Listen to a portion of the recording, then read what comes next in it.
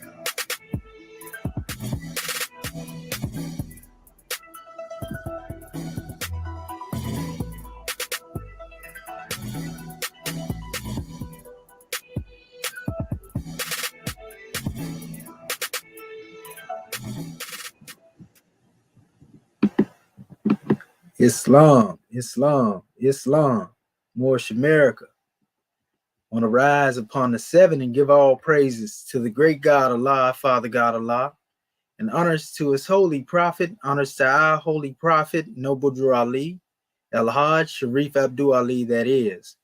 We give honors to our Moorish kin once again here, there, and everywhere, and therefore honors to all of you who are continuously honoring yourselves by being yourselves.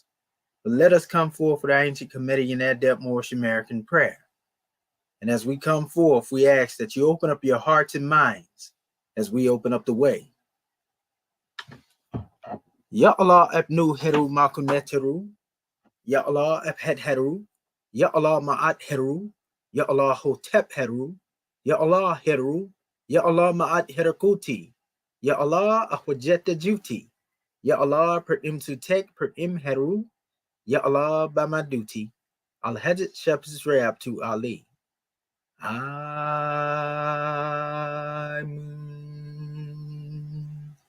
Halias, Halias, Halias. And that is the same Moorish kin in transliteration. O Allah, the Father of the universe. O Allah, the Father of love. O Allah, the Spirit of truth. O Allah, the Spirit of peace. O Allah, the Spirit of freedom. O Allah, the Spirit of justice. Wallah, you are my protector. Wallah, you are my guide. Wallah, you are my salvation by night and by day. Wallah, through your holy prophet. Wallah, Drew Ali. Amen. Holy Issa, Holy Issa, Holy Issa. Islam, Moorish kin. Want to welcome you to another grand unfoldment of this special Egyptian Adeptus Research Sultanate. And at this time, we want to call forth our beloved brother, Marvin, Dr. Marvin Nathaniel Edwards Bay, Consul General of Texas, to read our law. And also, we will have our sister, Dendra Nia Kurtabay, come forth with our chapter for the week. And then we will proceed in our assignment, Islam. You there, Brother Marvin Edwards Bay? Islamism. Oh, gratitude. Yes, I'm Dr. Marvin Edwards Bay out of Texas Consulate, rising, giving all praise to the great God Allah, giving highest honors to his prophet, our prophet, Noble Drew Ali, El-Hajj Sharif Abdul Ali. Give high honors to our theocratic government, our Moorish American government. Give high honors to our Act 1. Give high honors to all of our officials. Give high honors to this class. Give high honors to everything that is Moorish, our flag, our seal, our emblem, our divine constitution, Holy Quran, Book of Aliyah, 101, 102, the Exhuman of a Nation. All of our divine revelation, I give honor. Give honor to you, Dr. Chidua Mintia Mohed, as well for hosting this Egyptian Adeptus Research Sultanate class. Now begin with our divine constitution. Salvation, our God, unity. The divine constitution of Moorish America. Act 1. The Grand Sheikh and the chairman of Moorish America are empowered to make law and enforce laws with the assistance of the Prophet and the grand body of Moorish America. The Assistant Grand Sheikh is to assist the Grand Sheikh in all affairs if he lives according to love, truth, peace, freedom, and justice, and it is known before the citizens of Moorish America. The bylaws. Act 2. All meetings are to be opened and closed promptly according to the Circle 7 in love, truth, peace, freedom, and justice. Friday is our holy day of rest because on a Friday the first man was formed in flesh, and on a Friday the first man departed out of flesh and ascended unto his Father God Allah. For that cause, Friday is the holy day for all Muslims all over the world. Act 3. Love, truth, peace, freedom, and justice must be proclaimed and practiced by all citizens of Moorish America. No citizen is put in danger or accused falsely his brother or sister on any occasion at all that may harm his brother or sister because Allah is love. Act 4. All citizens must preserve these holy and divine laws, and all citizens must obey the laws of the government, because by being a Moorish American, you are a part and a parcel of the government and must live the life accordingly. Act 5. No organization of Moorish America is to cause any confusion or to overthrow the laws and constitution of the said government, but to obey hereby. Act 6. With us, all citizens must proclaim their nationality and we are teaching our people their nationality and their divine creed that they may know that they are a part and a parcel of this said government, and know that they are not Negroes, colored folks, black people, or Ethiopians, because these names were given to slaves by slave holders in 1779 and lasted until 1865, during the time of slavery. But this is a new era of time now, and all men now must proclaim their free national name to be recognized by the government in which they live and the nations of the earth. This is the reason why Allah, the great God of the universe, ordained Noble Drew Ali the Prophet to redeem his people from their sinful ways. The Moorish Americans are the descendants of the ancient Moabites who inhabited the northwestern and southwestern shores of Africa. Act 7. All citizens must promptly attend their meetings and become a part and a parcel of all uplifting acts of Moorish America. Moorish Americans must pay their dues and keep in line with all necessities of Moorish America. And then you are entitled to the name of faithful. Husband, you must support your wife and children. Wife, you must obey your husband and take care of your children and look after the duties of your household. Sons and daughters must obey father and mother and be industrious and become a part of the uplifting of fallen humanity. All Moorish Americans must keep their hearts and minds pure with love and their bodies clean with water. This divine covenant is from your holy prophet, Noble Drew Ali, through the guidance of his Father God Allah. Prophet Noble Drew Ali, peace and blessings be upon him, found in Father and frame of the divine constitution and bylaws of Moorish America. And now I will hand this over to our Grand Secretary of the State of South Carolina, Dr. Dendra Anil Curtis Bay. Islam? Islam. I am Dr. Dendra Ani Curtis Bay. First, let me rise and give praises to our great God Allah. I give honors to our holy prophet, Noble Drew Ali. I give honors to Act 1. I give honors to our National Sister Grand Sheikh for opening us up according to law. And I give honors to our Council General of Texas for reading our bylaws and our Constitution. I will be reading our chapter of the week coming from our Holy Quran, chapter 41. And it reads, Yehoshua appears fully materialized before Apollo and the Silent Brotherhood in Greece, appears to Claudius and Juliet on Tiber near Rome, appears to the priests in the Egyptian temple at Heliopolis. Apollo, with the silent brotherhood of Greece, was sitting in a Delphian grove. The oracle had spoken loud and long. The priests were in the sanctuary, and as they looked, the oracle became a blaze of light. It seemed to be on fire and all consumed. The priests were filled with fear. They said, "A great disaster is to come. Our gods are mad. They have destroyed our oracle."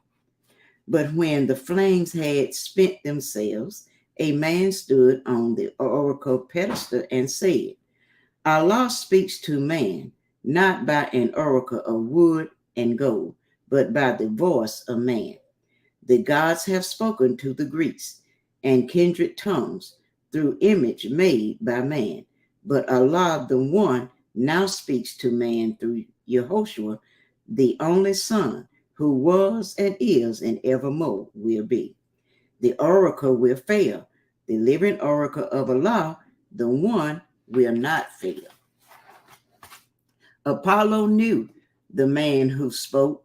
He knew it was the Nazarene who once had taught the wise men in the Acropolis and had rebuked the idol worshippers upon the Athens beach.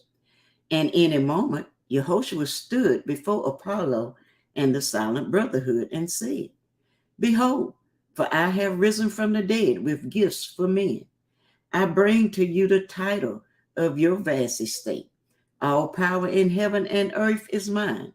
To you I give all power in heaven and earth. Go forth and teach the nations of the earth the gospel of the resurrection of the dead and eternal life through Yehoshua, the love of Allah made manifest to men."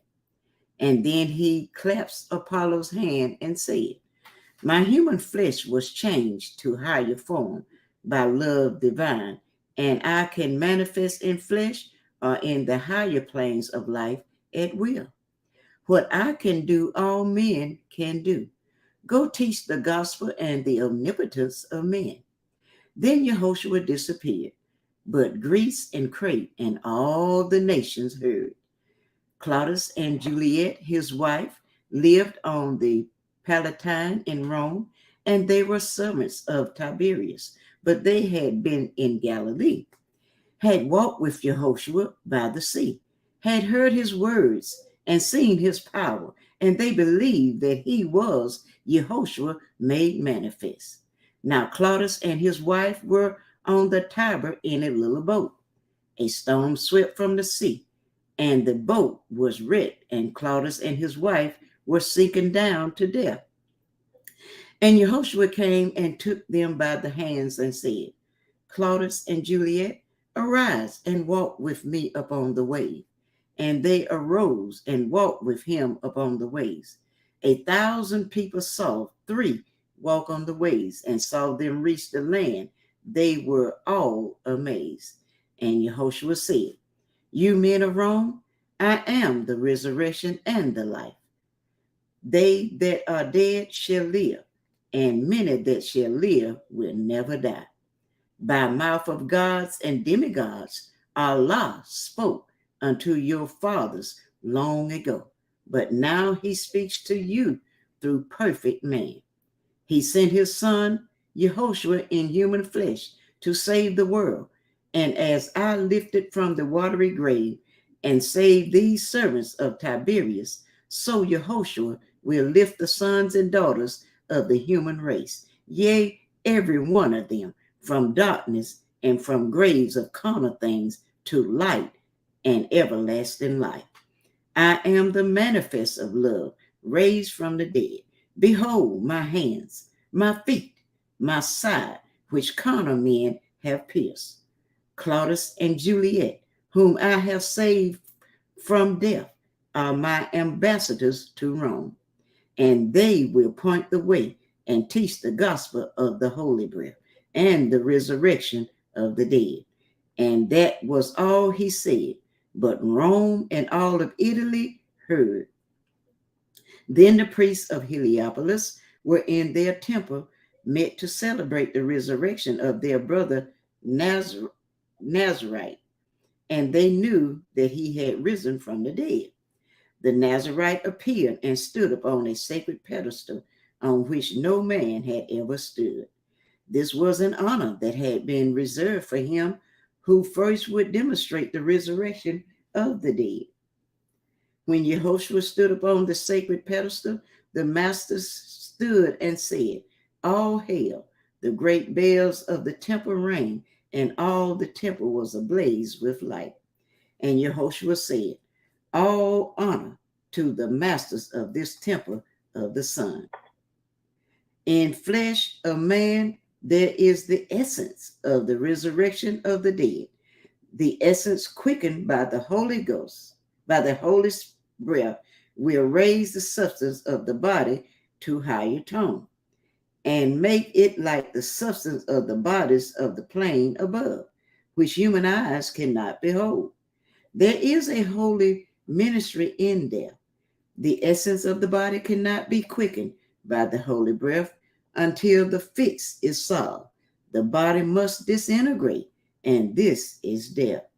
And then upon the plight substance, Allah breathes, just as he breathed upon the chaos of the deep when the worlds were formed.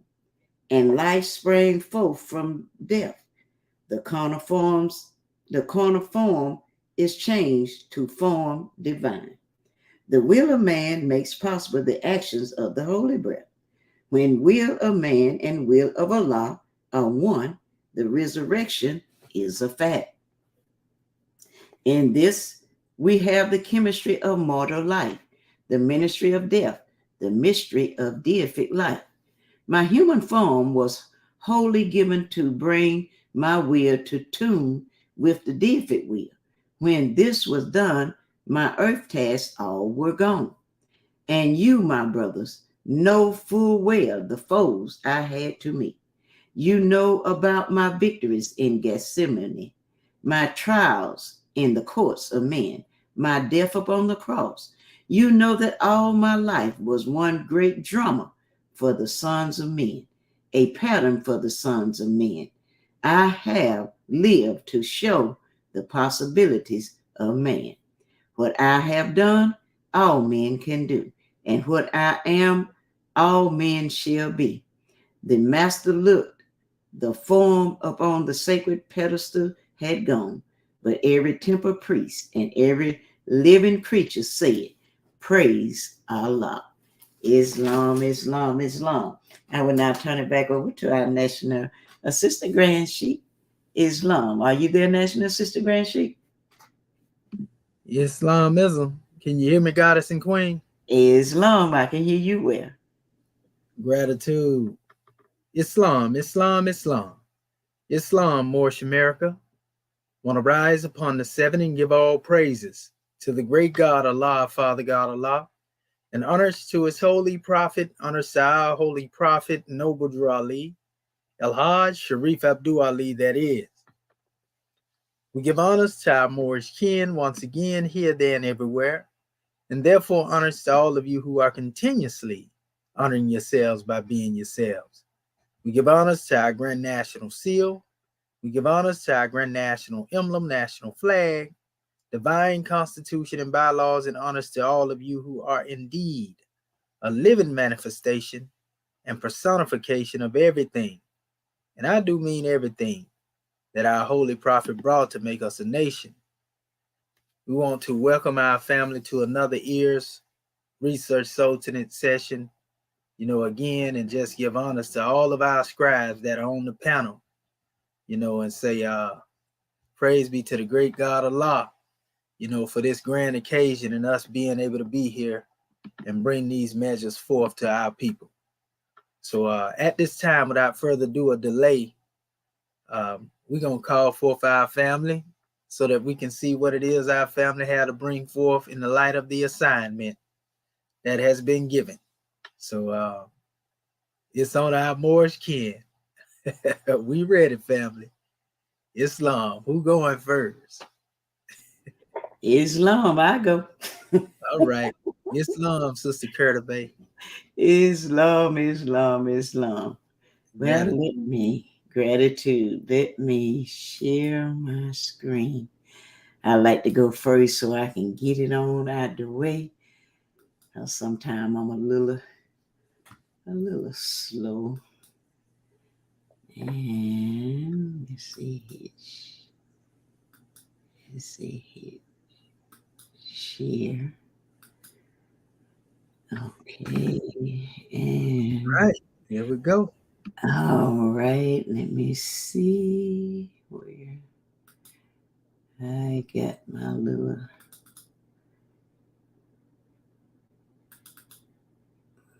All right. We in business. Okay, so family.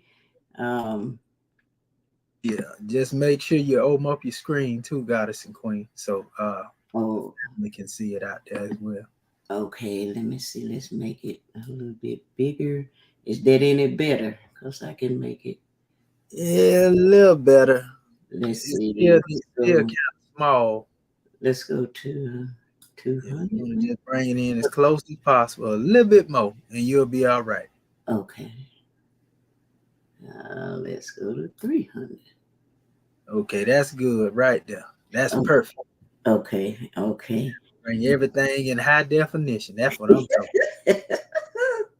All right, family. So what I did, I was looking for my printout for my homework, but somehow it got missing somewhere out of my computer. But anyway, we was told to Dr. Shaheed demonstrated to us how to use the slate and how to basically just go through and vet some of our words. And he told us to do our assignment the same way that he did it in the class. And so that's what I did. I went to the Slate Dictionary. Now, because I'm kind of slow, I didn't try to pull up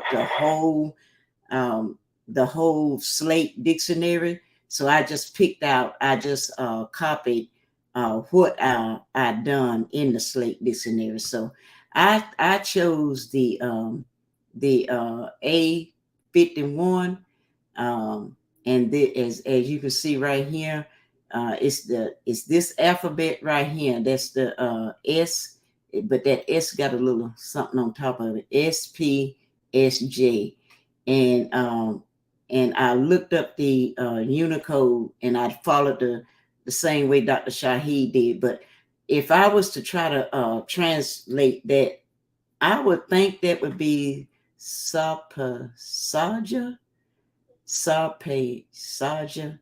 But anyway, this is the one I picked out. And Islam, Sister Curta Bay. uh-huh. Part itself. That's actually that little divot on the top makes Okay. it a SH. Okay. So it's So Shepsich. huh? Shepsich. Oh, sepsis. Okay. Yeah, Shepsich. Sepsis. Okay. Yeah, it come with time. Islam. Islam. That's why I picked it. I don't know why I didn't get something easy. I tried to jump on something hard, but I had fun going through this one. And but anyway, the Unicode. I looked at the Unicode A51, and the Unicode for A51. It was a little bit strange. I looked up the Unicode in the Islam. Pardon me, because I'm wondering, you picked this up out of the script, right? Now I went to Slate. This dang here where you see my first hand. So you went, okay, let me shut up. Go ahead, goddess. Pardon me. Oh, that's okay. That's okay. We in this together. You in here with me. Yeah, I went to Slate, and now Dr. Shaheed went to the molar tube first, but I went to Slate first, but I still did it the same way he did it. And I looked up the Unicode, which is A51, and the Unicode A51. And as you can see right here, you see it looked like a little mane. Looked like he got it looked like a I don't know what that looked like. It just looked like a little stick with a flag on or something. But Yeah, that's what Par says, Sister Curtis Bay. That would be the flail. flam, yeah, and I think that's Yeah. in one of my definitions too. Right. You know that like they have also with the crook and the flail, them representing symbols of power and royalty. Islam, you good, goddess. Yes. Islam. Okay. So but you can see him sitting right there, and the Unicode 851, and where you see we see the SPS, you know the Y, we know the J is interchangeable with the Y, and it means noble, august of gods, splendid of building, valuable of plants and minerals, and then costly. That's coming from the that was coming from this one up here is the ancient. I did too. Uh, um, the ancient dictionary. Both of these is coming from the ancient dictionary, and up here you see the same thing. I was looking for the A51 by itself in the ancient dictionary, but I couldn't find it. But I found one by itself, and that's what it meant right there. But the other one in the ancient dictionary, the A51, it had something with it. It had this looked like a little hook or whatever, and but that's the 29, and that's the SPS, and that meant a noble thing to do. All right. After I went to the ancient dictionary, I went on and I did the coup, and I didn't try to copy all of the coup, but this is it's 851 in the coup, and this is what it meant in the coup, and it's in the category say men and the anthropomorphic gods, and then it says it's sitting or standing with attributes, and then with seating furniture, and with the flagrant. That's what you was talking about right there, and then scourge. So that's what it said in. That's what it said in the coup. Oh yeah, and when I went to the database, Dr. Shahid, it didn't come up. I didn't get a hit A51 in the database. It didn't come up, and I was thinking maybe it didn't come up because this didn't even start until the 18th dynasty. Now I don't know if I'm on the right track or way off or whatnot, but I couldn't find it in the database, and because when I plugged it in, nothing came up, and I only found this in the coup and the ancient dictionary. Islam. Islam. You talking about in the Mola too? When you say database, that's what you. Yeah, when you plug in the A51. Okay, gotcha. Yeah, and that's why the Aku is also here. So if you don't find it in one, at least you'll find it in another. You know, that also can be proof of the fact of the introduction of a new sign as well. Okay. Which we see this right here is in the 18th dynasty. They saying it date from there, but I'm also seeing a wayward look off from it. Because you can see it really not. Remember how I told you before, some of these anaglyphs don't really correspond with the way they look. Right. It's a prime example. We're looking at how it looked during the 18th dynasty. But this particular anaglyph could have been from the Ptolemaic dynasty. Right. It could have been, matter of fact, looking closer, coming down into the 20th dynasty. Yeah, this is like a more recent anaglyph. You know, and so when you look at it, you can see that's just another aspect of them reaching. Right. You know, it don't change nothing about the heratogram per se, but it's mainly the glyph itself. It's probably a new introduction of the glyph. Right. That's probably why we couldn't find it in the Mola too. Yeah, and then I've noticed, and like I say, I didn't try to copy all of that, but I know in the other dynasties, this one right here and this one right here, I thought look as close to it as possibly could, because the rest of them, it looked like a shaped thing, but it didn't have that little thing in the middle. And so that's why I tried to copy these to let y'all see some semblance, but yeah, they But was actually, the one beneath that too, where this you was to the left, yeah, that one there would be, you know, if you was trying to do it the way they try to do it and match it up, that would probably be a little closer than every one of them. Yeah. And then I thought about too, Dr. Shahid. I remember when we first started talking about this. Is it possible that they the reason the writing changed? Because remember we say that they wrote one way for the priests and stuff, but the common people, didn't they write another way? Kind of am I remembering that correctly? Or am I kind of off? Well, right here, all this is different strokes based on the dynasty. Okay. You know what I mean? So this wouldn't have a bearing on whether it was priestly or whether it was the common people per se. Okay. Just the heratograms as they manifest throughout the different dynasties. Okay. I just wanted so, to make you know, like in the 18th dynasty, that's the stroke they found. Then they found another one in the 19th, another one. You see what I'm saying? Yeah. So, but anyway, so that's the one I picked out. And then the next one I picked out was the 06. And I don't know why I jumped on this thing. Because this year we gave me a good little spiking, but that's a building right there. That's what that's supposed to be, a building. It's long. Go ahead. Go ahead, brother. No, you're all right. You're all right. I was just saying that's a symbol of a building. Yeah, right. You got it. But that H, the one kept throwing me off, and I say, well, that's why we have class, because I'm here to learn. So I got all y'all here, so y'all gonna have to help me with this one. So, but anyway, I picked up the this right here, the 06 is the HWT. But see that H got a dot on it. And I got this out of the slate. And so I went to the database, and as you can see, it's the same right here. You see the little anaglyph up here. It's the same thing, and it's 06.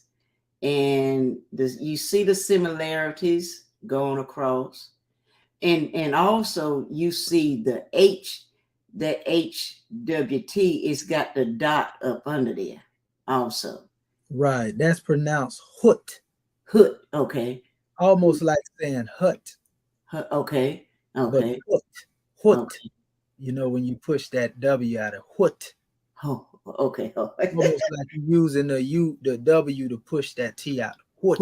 Okay. Now, would you try to put in it? Would I try to put in it the vowels in betweens there, like HAWATA? Or I mean, really, if you was putting a vowel in there, it would just be U. Okay. You know, even if you were to put it in there, spelling it out as HUWT to make it to help you out, you know, I mean, normally it would be just HUT. Okay. But remember, a lot of places where you see W, it actually will be the letter U. Okay. You know what I mean? Just like sometime where you see K, you know, it'll be the letter H. Okay. But it will be pushed out as KH, you know, cut, you know, like Arquette, for example. Right. So, you know, it's really just sound shifting, that's all. Right. So yeah. Just got to go back and look at it and look at those things because we got a chart in most of our alphabets that actually show in the pronunciation. Like if you pull up that old chart that has the demotic and the hieratic in it. Yeah, I did. Sounds in it. Yeah, so they'll tell you how to express them. And a lot of it, we also have a chart that corresponds with how to express it by using the Arabic way, which we use the wild bite. You know what I mean? It'll tell you how to push it out as well. So many different ways we can go with it. Because it's like 4 different 4 different expressions of the H. Yes, yes, yes, yes. Mm-hmm. That one is, it'll be like Hut. Mm-hmm. No, Mm-hmm. that's Yes. Hut. There you Hoot. go. Hoot. Okay. Yeah, there you go. And then and I copied this one too, family, to show you the HWT. That's what I was looking for. And here it is again. This is coming from your database. And then I went to the coup. And as you can see right here, it's got the same anaglyph, and then it means buildings and parts of buildings. And this here, what kind of the meaning kind of through it's a flow plan or flow plan, a scheme of a fence building complex. All right, and dealing with that meaning, um, I went on, and as you can see, these are the different. This is the dynasty. It's in dynasty. This is the way it looked in dynasty 9 and 10. Yeah. No, that's It, another one of those things to be pointed out, even though they are using this as special anaglyph mm-hmm, we identify with the heratogram, we can obviously see that there's a difference there. mm-hmm, You know what I mean? We understand. Only thing it's doing for us is giving us the ability to identify with the heratogram itself. But we can tell that these are two different expressions of didactic artwork, so to speak. And that floor plan concept, uh-huh. I don't know if you ever seen a blueprint to a building before, but I read them all the time before I get ready to do a job. Uh-huh. Uh-huh. You know, and they give you a floor plan, and you can basically look at it and tell where everything is, where your work is, what you're gonna be doing. Right. I can see why they would have called that. Yeah. Okay. Okay. That's not necessarily what our ancestors may have called it back then, though. Right. Right. But I can see where they were coming from with it. Okay, you can see why they would call. Because I looked at it, I was thinking like that it might have been a door or something. Yeah, I mean, you were still close though. Yeah. Still close because you were still thinking of a building. Right. Building, you know what I mean? Look, they had a fence building complex. Mm-hmm. You know, and this would actually be more looking at it from the top. Right. Because that's how you look at floor plans and different measures. You look at them from the top, and a lot of time they have numbers wrote on them. Okay. Identifying what they are, and then you see it on the side. You read them. You got people make thousands of dollars just reading blueprints. Right. And reading blueprints is almost like, to be honest with you, like a code. Mm-hmm. Hieroglyphics or something. You know what I mean? Right. Because that's how you build a house or whatever you're going to do. Yep. It's based off of that. That's right. Right. You know, everybody know what they got. So everybody get a copy of the blueprint. Mm-hmm. Like I get a copy to know if it's new construction, what I'm going to paint.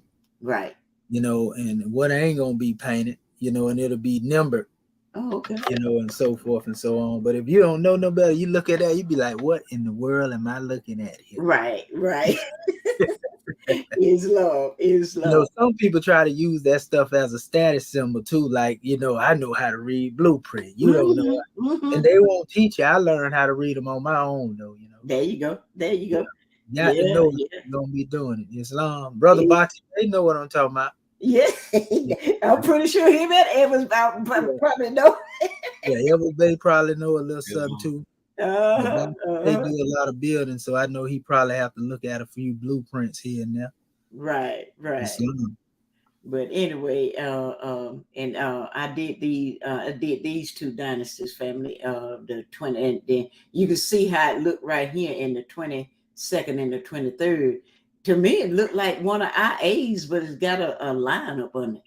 Yeah, it looked like the regular A what we write, but just the line up on it, So, but and that's Shepsage, too. Shepsage. If you go into the word noble, what you had earlier, that's really a part of the prophet's name too. I just want to be the one was sitting in the seat with the flail. Yeah, just wanted to get that to you. Yeah, I didn't think about that. Islam, gratitude.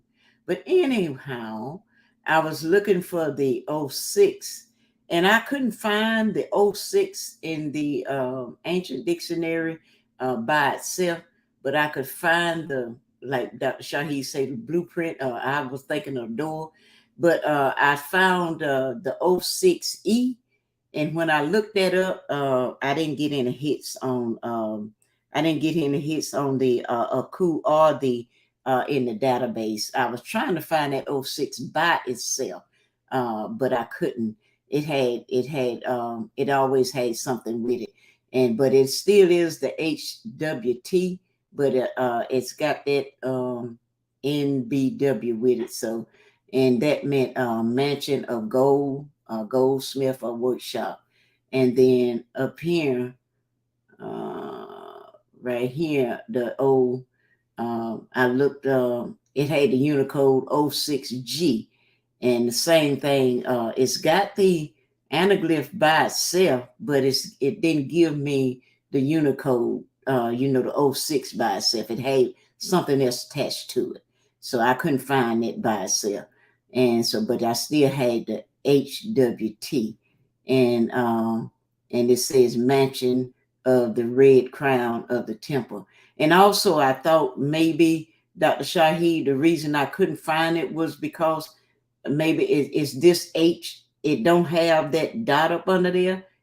Was that my issue? Was that the reason why? Or and then when I did, I looked up the H with the dot up under it, and it was coming out as being the Anacode V28, and it was and the anaglyph was this here wrote the H with just the single H, not the HWT, just the single H by itself. So I looked that up too, and I might have went overboard, but I did.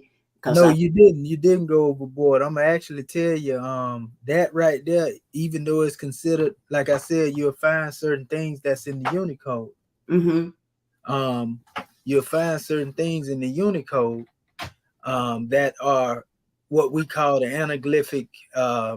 Let's just say a person, place, a thing.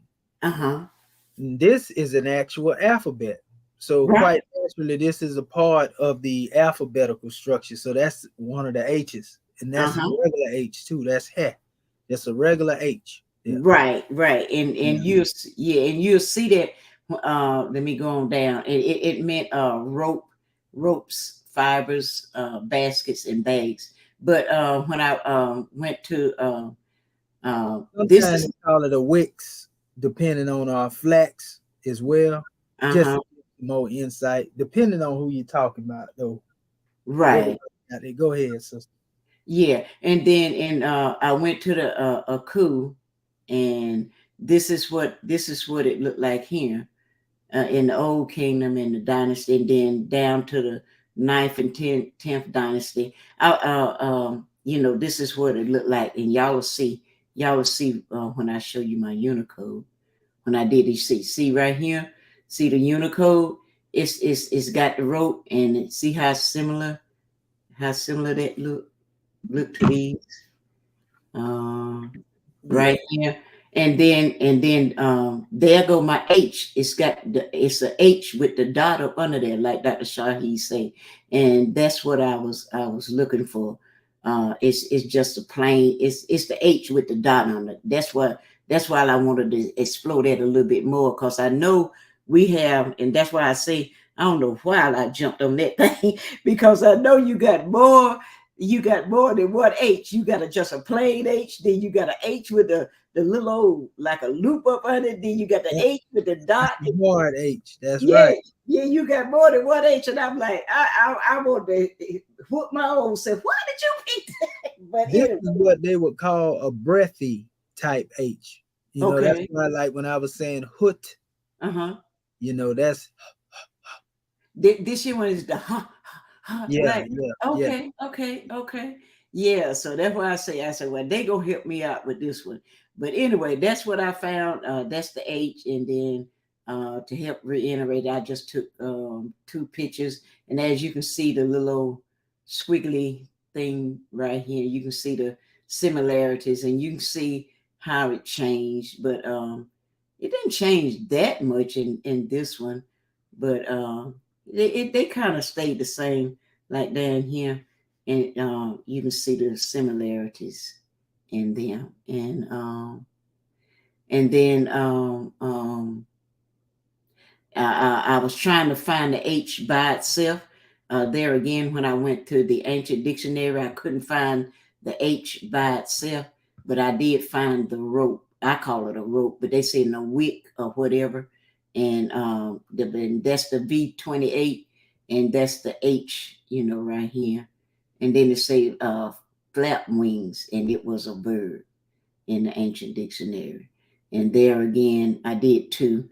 I see the little wick or the little thing right there, but it's got the little bitty little bird with it. So I couldn't find the V28. I couldn't find it by itself. And so as you can see, it had that G43. But anyway, you see the H. That's the H, and then it meant proclaim. And Islam, family, that's what I did. Islam. Okay, who? All right. Well, praise be to Allah. We give honors to you. And you probably have to switch dictionaries, but I'm pretty sure they actually have that in isolation. You just got to look a little further for it. As you can see also with that symbol you have up there on the screen, even though they pull a similarity to it, you still can see a somewhat distinction between that and the flax, as they like to call it. We call it a symbol of energy. As far as dealing with the helaxial strand of the DNA and all that right there, we done demonstrated on it a few times, but that's just our way of giving it, opposed to what they normally demonstrate, the European. Yeah, when you look at it, you can actually see the difference between that and the heratogram. Blow it up real quick, Sister Curta Bay. Okay, the one I just had. Yeah, just that right there. What you got right there in front of you. Now blow the portion up dealing with your database from the molar. Okay. We already see the old Kingdom 6 dynasty, but it still got the same thing. Blow it up a little bit more. Okay, when we go one more. Yeah, zoom in a little bit more if you can. Okay, let's see what that is. There you go. Now just move the screen over. Well, we can see it a little bit. See, you see that twisted, as they like to call it, rope. When you look at that, you can really see the difference between that and the heratogram. Even though they're trying to make those look alike, you can see the obvious difference between the two. Right. You know what I mean? The one that's right next to it. Yeah, you can see it right there. You can look at them, all of them pretty much. Now, one of the heratogram really look like that. We can see what they're saying. That's why I say, we know the heratogram, though. This is the primary source material. Right. Pictorials, these are things that they took off of monuments, and then tried to say, well, this looked like this heratogram. Right. And then they came up with an alphabet, which they would have to prove that our ancestors were using that same method.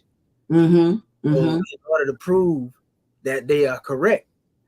So really it's like something we take with a grain of salt. Now, isolated by themselves, we know that these anaglyphs have the metaphysical meaning to them. But that's neither there when it comes to dealing with the heratogram. We know this, but we have to teach our people this so they have a proper understanding. Yeah, and Dr. Shahid, this one was from the Dynasty 3, and then this one down here was Dynasty 18. Yeah, and that's what I'm talking about. So at different times, you see these things expressed, and actually we have in our tools. If you go into our tool, you can go deep into them and get into the science, and they actually show you what these things were expressed in their actual art form. Right. Okay. Like how they look there, like they done took a crop of it out of a temple somewhere. More like in real time. So, they had those writings that date back to the 3rd and, all the way up to different dynasties. Right. But nevertheless, the heratogram is the heratogram and the anaglyph is the anaglyph. But we know what happened, so we can use these anaglyphs Right. basically to be able to look up the heratograms. Unfortunately, that's how we have to do the research until we become fully familiar with the heratogram. Right. Right. You know, and then we can discard adding that to what we demonstrate because we don't know it. And that's what this is about. Training eyes to be able to see this here. Just going over what you just showed, you know, it should make us you know, a little more founded in these symbols. Once we see them, then we're gonna be able to pull them out like they ain't nothing. Right. Right. I'm striving to get to that part. It's mainly looking at the different forms as well, because you may look at it just like the one that's right beside the anaglyph. Then it may be some of the other different forms. Right. You see there, and you know, we got to become familiar with them and study them as well. Okay. So that we don't confuse it with something else, or we be like, what is that? Yeah. Oh, that's just H, but in a different way. Right. But right. you're gonna see it like you see it right on the right side of that anaglyph. That's how you normally gonna see it. Right. And even right here, Dr. Shaheed, with that that little There you go. See, yeah. that's what I'm saying. That can throw you off. That would throw you off. Yes. You don't if you don't really know the different forms, and that's why we're doing this exercise. Okay. Okay. Islam. Islam. All right. So can I shrink it back down and stop? Oh yeah, you're all right. You're all right. You did a good job though. Good job. I'm striving. I'm striving, family. But yeah, this is all we all growing together. Islam. Well, Islam. that's all I have, and I'm gonna stop sharing my screen and let my other family come forth, and we, like I say, we in this thing together. All right now. Goddess and Scribe. Islam. All right. Well, we starting off this thing here. Islamism. Well, who is the next scribe that would like to come forth with their assignment? Islam. Yeah, that's the Secretary of the State. Islam Morishkin. First of all, praise Allah. I want to rise, giving all praises to our Father God Allah, giving honor to our Prophet Noble Drew Ali, the last prophet in these days and times, giving honor to our family online, also to our National Assistant Grand Sheikh, Dr. Shedu Amenti El Mohed Shepsuel, for opening our meeting according to law, and also hosting our Egyptian Adeptus Research Sultanate class, to our Consul General of Texas, Dr. Marvin Edwards Bay, for our Divine Constitution and Bylaws, and also Dr. Dendra Nia Curta Bay, National Grand Secretary, South Carolina, for reading our subject chapter for the week. Let's see, let me share my screen.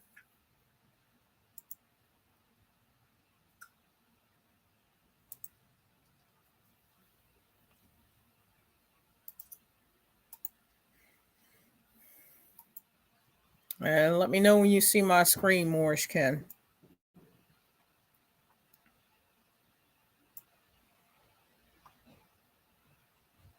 We see you now, Grand National Secretary of the State. Islamism. Islam, gratitude. Gratitude for the assignment, Dr. Shaheed. We were instructed to use the last session video as a study guide to make sure we understand the assignment, go through the same process that was demonstrated in class during our last session to become familiar with the indicators. Use Molar and Aku to select anaglyphs of your choice to locate indicators in hieratic, as we did in the video. So I started with Slay as well, page 20, Unicode R4, and you see the indicator or the anaglyph there. You also see the transliteration, which is Hotep, and the hieratic symbol there. Looking at the Ancient Egyptian Dictionary, coming from page 260, you see the various symbols, which is R4, which is what I pulled up. And you see the Hotep, and then they have a little bit more down here. But the definitions given were altar, offerings, and then this one, God's offerings or divine offerings. Also with R4, I went to the Unicode using the Molar tool, the database showing R4 and Dynasty 3. Still the word, the transliteration is Hotep. And if you notice, back at the Ancient Egyptian Dictionary, there was a Z1, which was an indicator. And I looked up Z1 as well, which stated it's a numeral, but they also had the word down here as wa. And then I went to Z3 and Z8. I didn't get any hits from the Molar tool for Z8, but Z3 pulled up. This is a special sign coming from Dynasty 5. Now, when I went to the Cool tool and looking it up under the Unicode of R4, it came up with temple equipment and sacred emblems or sacrificial mat. And further, using a Cool tool, it came up as the Old Kingdom, 6th dynasty and the 9th and 10th dynasties is what I pulled from when I was using the Molar tool. So this is what it looked like in the 6th dynasty. And this is the first intermediate period, 9th and 10th dynasties and the pharaohs. Now I did, just for my own enlightenment, I went to the 6th and the 9th and 10th dynasties, just to see what was happening around that period of time. For the 6th dynasty, it has from the period of 2323 BC to 2150 BC, Old Kingdom. And these are the pharaohs during that particular point in time. 6th dynasty also, if you notice, it has the titulary of Teti. And of course, I had to look at what is titulary. So looking up the definition of that as well, so that I be what I know. But if you also notice, you see that same symbol right here. And the name, Horus, the one who pacifies the two lands. Her Sheptip Tawaj. And then dealing with titulary of the ancient Egyptian king was one of the symbols of authority he assumed at his coronation. At first, consisting only of the Horus name, the titulary grew to include other phases chosen to represent the king's special relationship with the divine world. By the Middle Kingdom, the full fivefold titulary was clearly established, and kings henceforth used all 5 names regularly. Okay. So, and as far, hold on a second. As far as the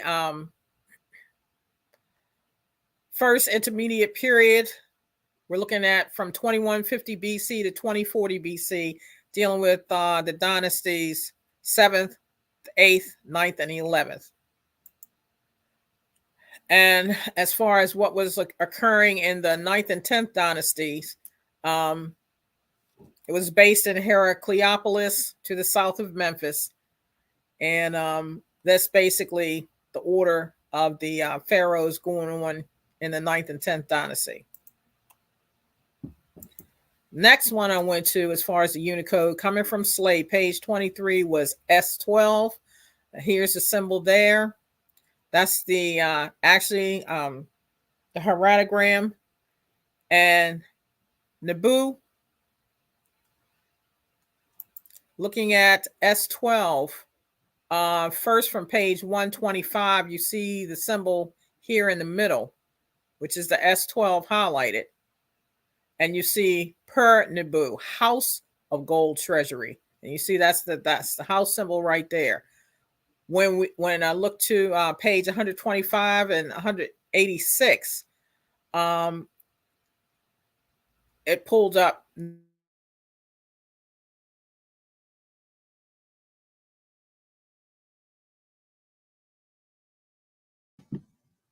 I know good and well they ain't turned the stove off while my grandmaster Secretary of State in there cooking. Is long. Did she drop off? That's what I was wondering. Are you there, I see. Grandmaster Secretary of the State? I see her up there, but Yeah, she might have her apparatus. Maybe it probably ain't dropped yet, but something going on because she would have said something by now. Man, she. Oh, you can't hear me? Oh, we can hear you now, Grandmaster. I'm saying I hope I know they good well. They ain't cut no stove off while you over there cooking. What? Oh my goodness. Goodness. No, it ain't nobody playing. Nobody playing. Did y'all see this part? Oh yeah, we seen Okay. everything. It's just like All you right. froze up and we couldn't hear you. Good gracious. Nobody got time for that. I said, I know they ain't cut no stove off while my granddad's secretary over there cooking. Oh my goodness. So with the Unicode S12 using the molar tool, we see that it's still Nebu or Nebai for S12. The symbol remains the same. You've got the different Dynasty 4 and Dynasty 18. And then in going to the Aku tool, the S12 Unicode came up as crowns, garments, rods, or under the category of jewelry. And then this one, crowns, garments, wands, jewelry. But then they have a description of pearl necklace and neck collar. You know, immediately I'm like, really? Nah, you know.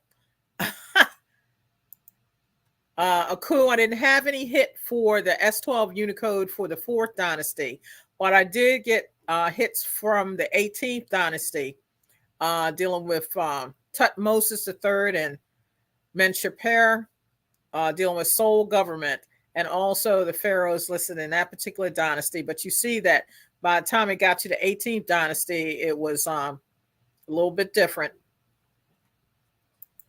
Also, looking at what was going on during the 18th dynasty, it has a head and torso of Pharaoh Akhenaten, dealing with the period from 1540 BC to 1070 BC. And it's got the principal kings, you know, dealing with the dynasties there. 18th dynasty, of course, what stood out to me was dealing with the 18th dynasty ushered in the new kingdom by defeating and expulsing the Hyksos. I'm like, yeah, that's what I'm talking about.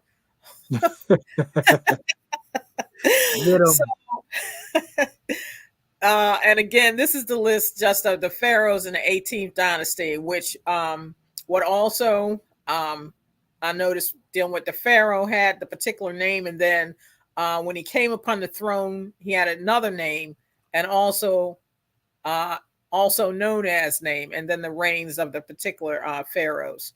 Yeah, that's Moses right there. Praise Allah. Yeah. Praise Allah. It's a couple of keys. I'm gonna wait till you finish, but we're gonna have to go back through this one. You got a lot of grand jewels in there. I'm gonna let you finish it up because I don't want to cut into it. It's long. Well, I got Amenhotep, and again, you can see that Hotep in dealing with the sign that we had researched, the Unicode S12, which was also a blessing, you know, just to be able to see that Tutmos and the throne name. And then also I saw Hatshepsut, and it's got Ma'at Kar up there. I'm like, okay, gratitude for that. And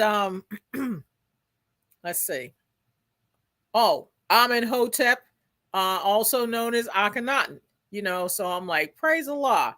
See Nefertiti down here as well, you know, and this is the last of the pharaohs in the 18th dynasty, Tutankhamun, you know, King Tut, Tutankhamun, you know, so I'm like, all right, praise Allah. And I saw a little bit there, but as far as similarities with the S12 Unicode, but that's my assignment. That's my measure. Gratitude.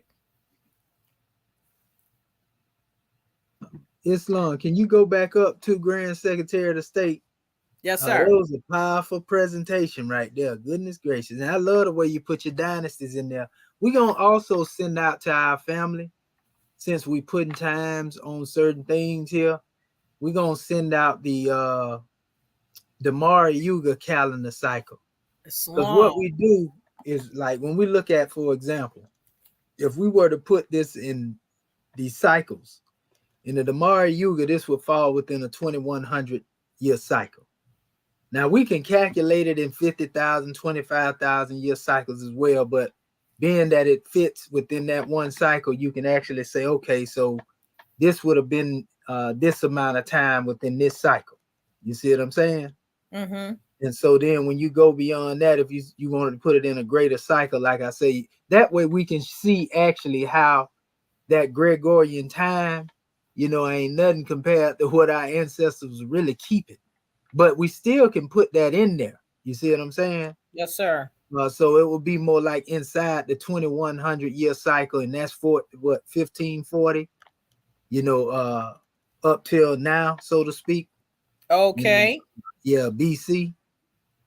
And that's between 1540 BC and 1307 BC. But if you put that in a 2100 year cycle, and then look at the time that's left outside of that, then that would give you the actual year according to our cycle. Praise So the Lord. we'll get into it because that's a whole nother lesson in and of itself. But we'll start doing that. That way we can date it and then give the Damari Yuga time. That way we got our own time. And that's really, our times are based off measuring the events. Praise We the dealing Lord. with the events.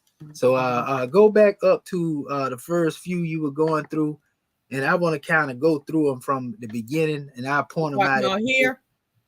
Yeah, from the top, very top of the okay. your slides. We just going through them. It's some things you had some real keys in there. Right here. For example, as you can see, this is another example with the hotel. We know good and well. I don't know how they use that heratogram over there with that anaglyph, but come on now. I mean, Right. even Ray Charles and Stevie Wonders, anybody can see that there is no likeness of those two. But this goes to show you, at least we know our ancestors didn't see it that way. And that's what we always have to keep in mind. Nothing wrong with the anaglyph as we know it. We know the anaglyphs come from our ancestors. We're not arguing that. But we saying, trying to compare it to that heratogram over there, no. But we do know that these are what replaced the heratograms. So we have markers to be able to identify with what they replaced. So they was definitely reaching with some of them. So we'll go into the aspect of what the anaglyph represent. Oh, it represent peace. But then they tell you, give the examples of what it said it was, the Grand Secretary of State, according to altar, offerings, right. And you can take that with a grain, so to speak. But okay, if you want to look at the altar, well, I guess that would be the wick on the little flat piece, the horizontal piece, with a little flame burning there, a flame of incense. That just came to me just speaking. But if we give it that interpretation, that actually sounds more closely. If you talking about hotel piece, incense, you know what I mean? And so that's one aspect we can look at it, but we see what they're trying to do. All the way going down into the God's given offering. But the thing is about God's given offering, we ain't got no problem with the definition, because we know the definition was given to them mostly by Copts. But as far as these symbols over here, the way they tried to put them together, we know they came up with doing that. And like, what are you offering there, Rome? Right. Like, I mean, what are you offering that is of benefit? Now, if I was dealing with some metaphysics, okay, we see some plurality. We see this little, what is that over there? I can't even tell what it is. Look like a pill. Right. And then we got this little curvy little thing. And I would go into that right there. That can be hair growing up out of follicle. I mean, come on now, nap. That can be a little nap. I'm just thinking in general. So what we doing? We offering pills, hair, and I'm just, come on. And we already know the square represent materialism. And then you got the semicircle. Right. Then you got the flag, which represent God. So we see the altar, and what you're offering. But what are you offering? Are you like really? Because that would be, they say that would be bread right there before the little Hatep sign. So you telling me you got Wow. Oh man. So if we're looking at these things, and we can actually go deeper into these symbols, the anaglyphs, and give a better analysis. But I'm just saying, looking at them from the front, it's like, what are you really trying to offer? What are you talking about, Rome? Because our ancestors didn't do that. This is Rome that done reverse engineered the hieratic, and they put that there. So we don't really, you know how it goes. We have our metaphysical expression where we can speak on those things, but you would have to go and look up the actual definition, analyze what it is you're looking at, and then you can give an anaglyphical, metaphysical expression of it that makes some sense. Because if you're really looking at that, like, what are you really offering? Right. Of benefit to the gods? Praise the Lord. Go ahead a little bit more, scroll to your next slide, Grand Secretary of the State. Yeah, okay, you can go a little further because there was a few of them, like right here. Okay. That was the number one above this slide here, the one you had above this slide. You went past it. Right. Yeah, and I noticed they put that in front of Heru when they spoke of him being the one. And so this is actually the number for one. Brother Mustafa Gadala mentioned this also in the Egyptian alphabetical creation cycle, the number one, which also correspond with the Arabic wahad. The word wahad is the root of the word tawheed, which means oneness. So we can actually see that's a strong word. Praise the Lord. This mathematical expression. It ain't strange. So I just wanted to point that out too. And go ahead, Grand Secretary of the State. And this is another thing here. Notice they call it a sacrificial mat, temple equipment, sacred emblem. They're just trying to guess on what it is. You know what I mean? And then it's an altar. So your mat, your sacrificial mat is your altar. Are you the offering that's offering or giving up? If we're looking at it that way. Yeah, offer, your divinity to the gods. You can go to the next one, Grand National Secretary of the State. And this is just the dynasty, so that's okay. Go down to, I think it was your next word. That was just the information. Oh, the next word. Well, that's good you did that though, and showed the amount of people in the dynasty again. The way you put that together. And you can go ahead to the next. This is what I was talking about earlier. See how it has Heru the one, and it actually has the number one above. Oh, God, right. I've seen that when you said it, and then you see it, Shept, right? Shept Hotep. Yeah. Tawich, Ta Wedge, Ta Wedge. Or Tawich, either one, and Horus, the one who pacifies the two lands. Powerful. And we can see, that expression. Go ahead. It was a nut. And I think it was this next one you was getting ready to. Okay, let me see. Not that one. Wait, go this one. No. The one beneath that one. The next one up under this one here. The next one, I think that's 14. Yeah, I was looking in there at Keti. When you had Keti up you want there. Number 14? Is that what you're saying? Yeah, number 14. Okay, sorry. Yeah, no, you're all right. In the Keti, for ones don't know, this is the same name that's used when we did the decoding on our flag, if y'all remember. But Keti actually has teachings. There are instructions of Keti, and I encourage our Moorish kin, these are part of the Sabate teachings, to look the teachings of Keti up. Keti is also synonymous with the confession, the scimitar. If we go into a Musketi, the constellation of Musketi, there's a connection there. So I seen that, and I decided, I said, yeah, let me bring that up because the Grand National Secretary of the State is definitely doing a good job. Praise the Lord. I'm just writing it down. And these are the things we're gonna have to do too. We got to put these things in chronological order. The sabate teaching, because that has not been done. It has not been a codification of Kemetic texts where they have, you know, how they put the Bible or the Quran in a certain order. Yes. That hasn't been done with the Kemetic text. And we definitely got to start working on that. Like, just gather the knowledge of all the texts that are there. Then we'll go through them and vet the translation, transliteration, and so forth and so on. And we can actually compile these measures together and bring them forth as the sabate teachings. You know, Praise the Lord. That will make it more comprehensive. Had a brother do a pretty good presentation on the brother Sarnetta channel last night, and a lot of our people was surprised to see that Kemet had instructions and teachings. They were like, man, we can deal with this, we can get with this, you know. And so a lot of our people was like immediately coming up out of the mindset of the biblical, because a lot of the stuff in the biblical is based on some of these things. For example, the book of Psalms, Proverbs, and them books like that, they are based off the teachings of Amenhotep. You know, the same thing. If you look at them parallel, like word for word, this was said in Kemet before they had it here. So we can see that when they were translating these Piscean records, they basically had Kemetic text right beside them. So they was, I've been knew that from back in the day, though, that these Europeans were using the mythos of ancient Kemet to fill in what they couldn't really express. Ain't no doubt. Just like the laws of Ma'at and the 10 Commandments. 10 Commandments, that's right. And that's why you see it. I'm talking about verbatim, word for word.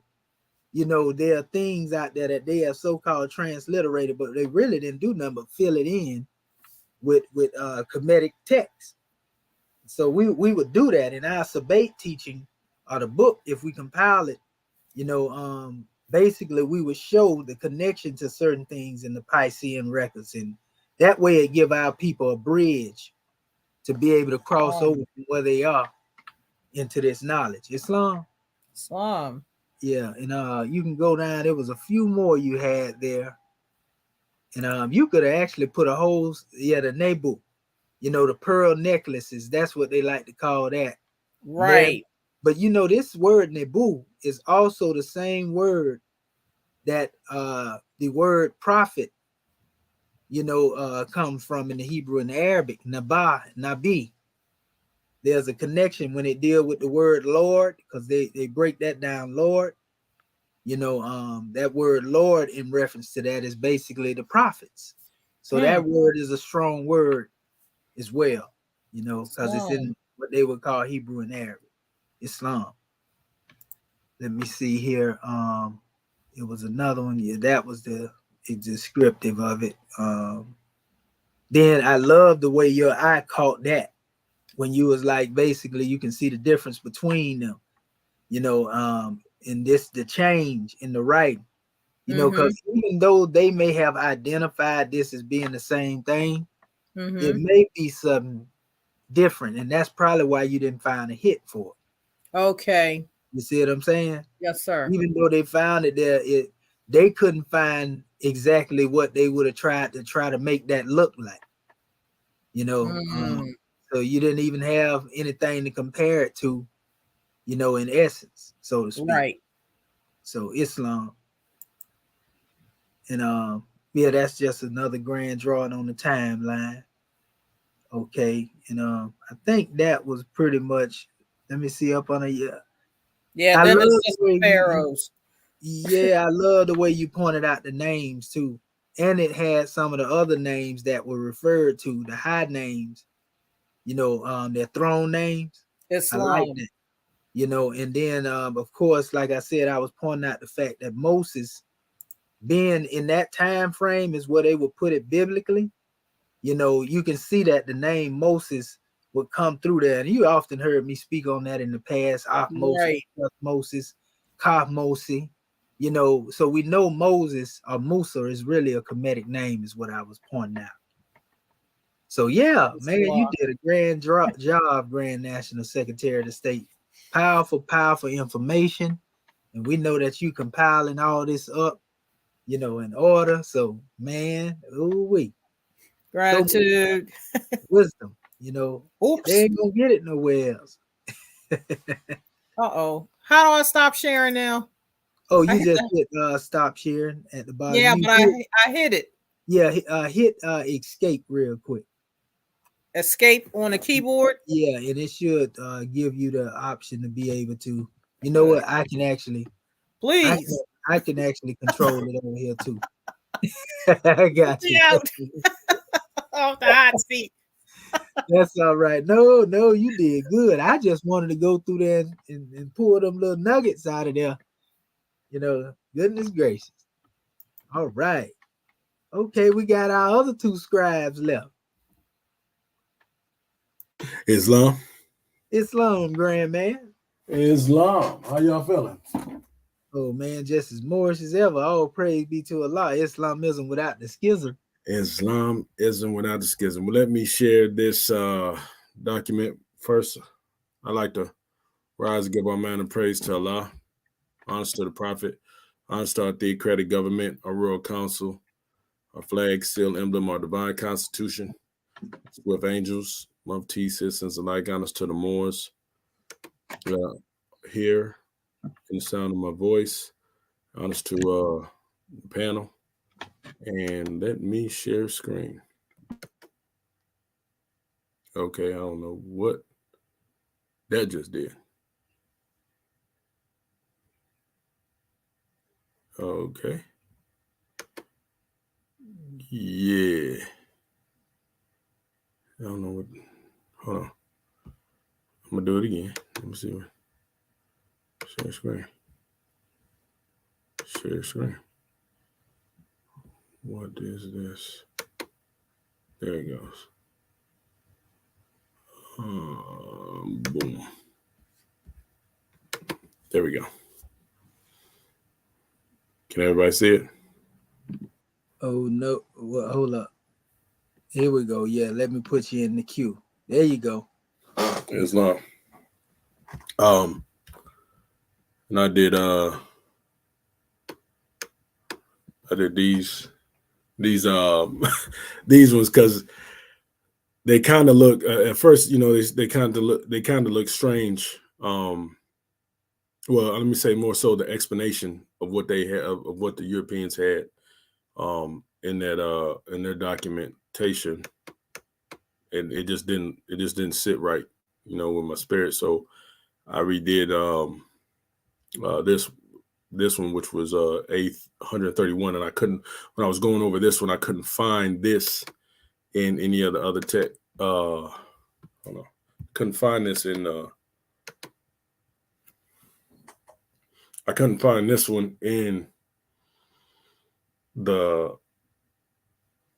text, and I don't remember if it was in I couldn't find it in the sleigh, and I couldn't find it in the in any other explanations of the Vegas or the ancient dictionary. But the libations, you see him kneeling and he has his hand forth, and there's libations being poured forth into a basin.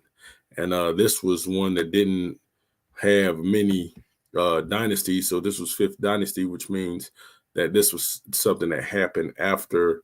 Well, we know since it's a 5th dynasty, it was it got introduced by a different pharaoh. So I'm not sure which one it was. I didn't go that deep into it.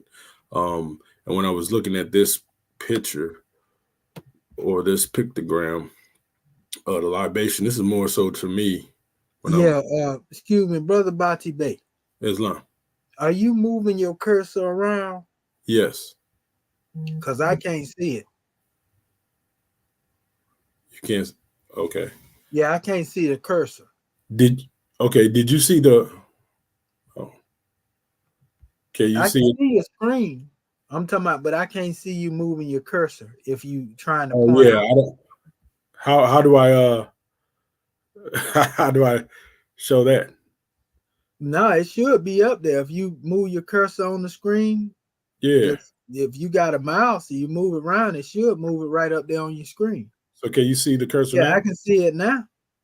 I don't see it pointed out because you ain't got it where you can see it as a hand or nothing, but I can see you moving it now. Okay, yeah. See, I don't know how to go through and fix that. Left click one time. Left click. Not on the word. Don't do it on the word. In an empty space. I'm not on the word. I'm clear on the other side, but yeah, that's all right. Right click one time. I mean, yeah, it's still jumping. It's still jumping. Hold up. Hold it there. Let me see. Don't turn it off. Don't move. That's the little arrow point. Like, yeah, that's what I'm trying to find out. Mm-hmm. Because usually you can change it. Right. No, I don't see it there. I got to figure out and go back because it's a certain way that you can actually change that cursor point. We'll get to it later. Islam. Yeah, Islam. So I put the pictures. I kind of put the pictures in the I put the pictures with the explanation that this gives, and it says a man kneeling in libation is being put forth. My explanation, which was this right here, it says, or he was in meditation, or maybe even in the yoga pose in a meditative state, because you see one knee's down, one it looks kind of up, and that the wisdom being poured forth. The reason why I said the wisdom being poured forth, if we know about meditation, there's a chakra that's 12 inches above your head.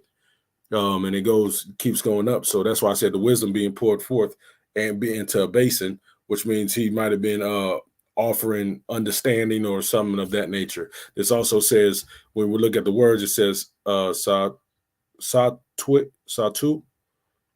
and which I looked up what it meant in the ancient Egyptian dictionary, and it didn't show this specific one. So it showed A6A. And when we look up, I'll just go to it. I don't know if you guys are going to see it change forth. Hold up, Brother Bati Bey. You know, that pouring forth also in the, I like the drawing you gave. It can also mean pouring out what one thought one knew. Oh, this is a purification process too. Purification process is not. You see what I'm saying? Pouring it out. And you see the little square at the bottom with materialism. Mm-hmm. You know, pouring out that is special measure, purify oneself of what one thought one knew in order to bring forth the new. Islam, that's just, you know, what I seen. Go ahead, bro. Can't pour new wine in old skin. There you go. Islam. And so, as it says, the A6A was, let me see if it pulls it up. It pulls up this one. I'm going to go to, I didn't get to put the picture in. So A6A is this one right here. I'm going to try to blow this up right there so you guys can see it. See, it doesn't give the basin on the bottom. Your screen ain't changing, brother. Oh. What you did, you done this. I know what you did. You got to stop sharing this and share your entire screen. Okay. What you're doing, you just sharing the tab. That's why I can't see everything else. Hit share entire screen. Okay, so I got to go back this way. Yeah, when you get your option of what you want to share the entire screen. Share. But that's what I'll be doing sometime. You know, and then forgetting. That's why all the time I just share the entire screen. Okay, I see what you're talking about. Boom. Yep. Right there. Okay. So, yeah, so is it, y'all see it now? Oh, yeah, I can see you moving your cursor around and all that. All right, perfect. Okay, so when I went to the Egyptian mystery, when I went to the Egyptian dictionary to look up this Unicode, which is A133, it didn't pop up A133. It has no A133 in there, no recognition of it. What it does have is this one right here, which is, I'm gonna blow this up. See this one right here? This is the one that has, so it's still pouring forth the libations. And you see that it's his palms are both, his forearms are both, they're more up than the one in the one with the basin being poured forth too.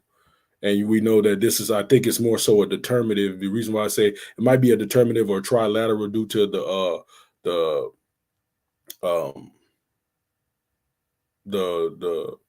pot at the top of the head, and these lines means wisdom. So there's the wisdom being poured forth, or he's been, it also could mean he being shielded or immersed in wisdom. If you think the water being poured forth before him, or somebody's giving, there's a lot of different interpretations that I grasp from that one. And let me see if I can go back to, there we go. And so that's what I got for the 133. That also made me think, pardon yourself, Brother Bati Bey, of our divine constitution, when the prophet tells them more to purify their heart and mind. Mm-hmm. So you pour forth what it is that's on the manifest, again, what we thought we knew, and then we can accept the consciousness of divinity that come forth. But yeah, that made me think about divine constitution. It just popped up in my head. But yeah, purify the heart and mind. And you see the hand gestures are different. Yes. In this particular measure as is opposed to the other one. So we can go into that too, but that's another drawing. Go ahead, brother. Islam. And then I went to the A55, which just says is the recumbent furniture. Are you showing the heredograms too with those, by the way? Oh, okay. Yeah. 1 second. He is really becoming a familiar with heredogram. So let's go to the heredogram on this one. And this is the heredogram down here. This does not look nothing like none like it. So, see, this is good that we're doing this. So the people that's watching us, go ahead and scroll up there, Brother Bachi. There ain't no way in the world. Come on now. Stop the madness. Yeah, I don't see none of that. Please stop the madness. And I personally would say, and this is what's coming to me, like when we see this, because we know they try to do this with everything, but when we see this, especially when they reach this hard, I can guarantee you this is some of those 7,000 new hieroglyphs that were added in by the Ptolemies. I bet any amount of $1, so to speak, that's exactly what's going on. It even looked like something that's new, because I don't see something like that in the oldest temples. You don't see things that look like that if you really reflect upon the Kemetic art. And if you're looking at the actual hieratic, you don't see no letter that will resemble. The only thing I might see is the arm, where it's which is this part right here. That's about the only thing that I could say. But it would have to be a reach, right? Yeah, it had to be a reach. But that's what I see. This is exposing by us looking up these heredograms. It's showing us what has been added to. Islam. You can go ahead, brother. Islam. So I'm gonna go back to this one and go to the A55. A55 says recumbent furniture, bed with reclining man, mummy, mattress, blanket. I don't really know where they see a blanket at or pad. So I'm gonna click on this so I can show the anagram, the heredogram. And if we look at the dynasties now, I that's why when you're looking at this is the oldest one. It's more like a gurney to me. Like the gurney with the man on. Yeah, go ahead, bro. I still, looking at this old kingdom, I still don't see this. I still don't see that. Looking at this. Yeah, I agree with you. Yeah, I don't. Yeah, they trying, they reaching now, but no. But then even if we go down further with the heredograms, we go to the 11th dynasty. This is starting to merge into that, but still I'm not seeing it. Then you look at the 12th, there is no resemblance in any of the of that on in the pictogram, there's no resemblance of that from the 12th. The Brother second Baki, Islam. would it be safe to, because they always talking about commission demonstrating looking shit. But most of the time, my stuff be spot on. So if they gonna get upset with me about putting pictures there with the sources and all that, well, what about this here? Yeah. Now, wouldn't this be considered pseudo? This is pseudo. This is because I don't see nothing. The European that put that sign there talking about it's these letters, that's pseudo. That's pseudo-cometicism. We got a new name. Pseudo-cometicism. We can call it Egypt pseudotology. But nevertheless, we can definitely see that ain't. I just had to point that out, man. Because people always saying he's showing pictures, but he ain't showing that's what they doing right here. They done put all these heratograms up here and try to compare them to that picture, and you done called them out. Which means that could possibly be another symbol that was created, an anaglyph created during the time of the Ptolemies, a Ptolemaic cryptographic symbol. Remember, they added 7,000 where it wasn't number 700 originally. 7,000. So 700 gonna get mixed up in that real easy, and they said it complicated the system, and I agree. Now you know what this kind of, now when we get down to this one is just way off. This is, I don't even know how they threw that one up in there to say that is similar to the pictogram. But when we're looking at this, or I say this one, the New Kingdom, 19th dynasty, that looks like it's the seat of the king. Hold up. That kind of looks like that. Pardon yourself, not to cut your wisdom again, right? Mm-hmm. But right up there to the top in the period of 13th dynasty. Now, what if I wanted to say that's a pit bull? I just had to get our laugh off on that one. See the little tail right there, y'all? Yo, he got the muscular bill on it. Y'all better watch out for it. I just had to. That's a good one. That was good. That was good. We needed that, that's brother. a little poodle. The poodle right there in the 17th dynasty. Wow. What they call little ankle biters. It's slow. Go ahead, boys, kids. I had to get my little laugh. and so like when I'm looking at these, like even from the 19th, what did it say? The 19th, the dynasty, you see that portion that shows the what is it? Not the flail, it's the crook. This looks like and this looks like a chair. So maybe the seat of it was they could have had what dynasty was it where the female reigned, but there was no male because of it. He died off. I don't know, but that could be. Talking about Hatshepsut. You said Hatshepsut? Yeah, that she's the one that took right. Islam. Islam. And so that's why this one looks to me that it's saying more so something of that than furniture with it says recumbent furniture that doesn't bed with reclining man, mummy, mattress, blanket, or pad. That doesn't make any sense to when you're looking at the actual heretograms. So this looks more like they're he's being put to he on the operating table. Yeah, either operating either that or he done already passed for him in the morgue laying there. Mm-hmm. It definitely wouldn't be a meditation aspect because of the scene of it. We can also see the Kafesh supporting it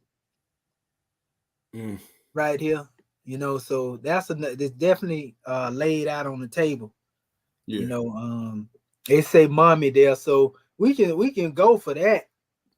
in the description of the anaglyph, we just can't go for that comparison to them. Yeah, you know, them K9s down there. Oh, there it goes. Hold up, look at that. Wait, go back down. We got them, brother Bati Bay. Can't nobody tell me, scroll down a little bit. Ain't nowhere in the world you ain't gonna tell me in the 12th dynasty to the right that ain't no bulldog. That's really one right there.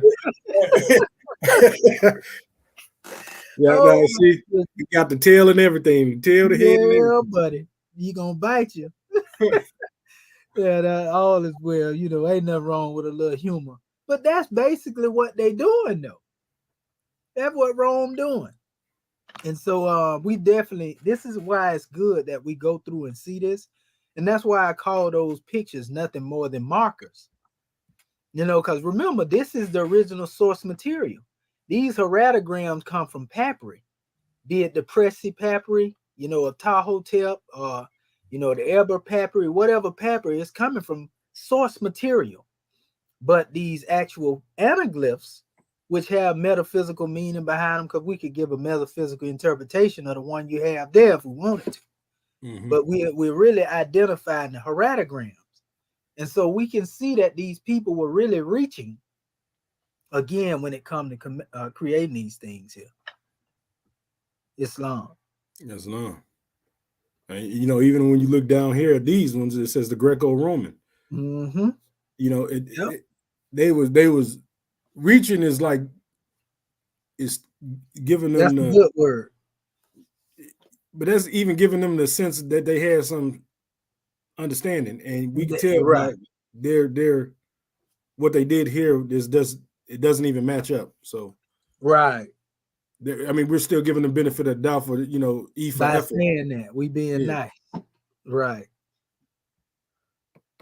Okay, let me go back to here. And that's it says this is what it says Sadr. Yes, sir. More like Sedger. Sedger. Okay. More likely, yeah. Okay. Spend the night. What? Okay. Oh, so they saying, well, sleep is death. Sleep is closer to death, huh? Because one minute they say it's a mummy, but they saying spend the night. I don't think spend the night mean that you got the choice of getting up in the morning going somewhere. That's not what. But if you gonna say that's a mummy, if you become mummified, I don't think you spending the night. You dealing more with eternity. Now, when they just say lie down, you know, go to rest, be inactive. If you're gonna compare that to what you trying to say that is, oh, that put it, but they got to get that spend the night up out of there. Ain't nobody that went to the grave, even though they like to call them dirt naps. You know, I ain't seen nobody went to that grave, came back the next day. They didn't spend the night. They still in the grave. Well, you full of them today. I'm just saying, don't y'all agree with me, Scribes? Am I right or wrong? Yeah, first of all, I never heard of no dirt nap. Well, you know that's what they call them. Oh my goodness. Yeah, ain't nobody trying to spend the night in that thing. No. Right. End up in another realm. No. I ain't seen nobody come back yet. You know what I mean? So they got it. They kind of off when they talk about spending the night. They got me with that one. I ain't gonna lie. Oh my goodness. I used to ask my mama, can I spend the night at my friend's house? But I was able to come back the next day. Right. Go ahead, boys, kid. That does not look like he coming back. That's right. Okay. And so I went to A28. And this is remind me of that picture in Exhuming the Nation. You see the chairman in front of that, you know, more so than costume. Yeah. And so let's look. Hold on, I gotta do this. There you go. Hold the breath. Lifting up the heavens. Let me delete some of these. Boom. And it says sitting or standing.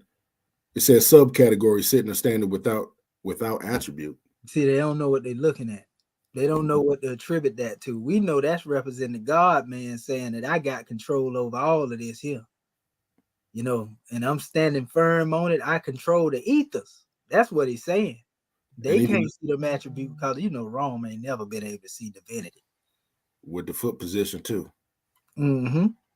So that's why, you know, this is, even then when you're looking at this, these look like it's a determinative. Oh my goodness.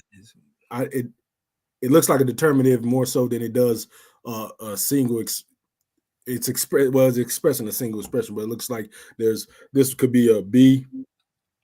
In this one, it looks like it could be an A. And then I'm unable to. I don't have the alphabet on my forefront right now to really pull this one out. But it looks like it's more so of a determinative signifying two letters, but it's not. That does not. Yeah, it's just really a thing. Yeah, but that's not. A person is a person. But the thing is about it, the oldest dynasty don't correspond with the symbol they got up. But look at that. No. We see them trying to reach for it. Look at that picture. Go back up to the anaglyph.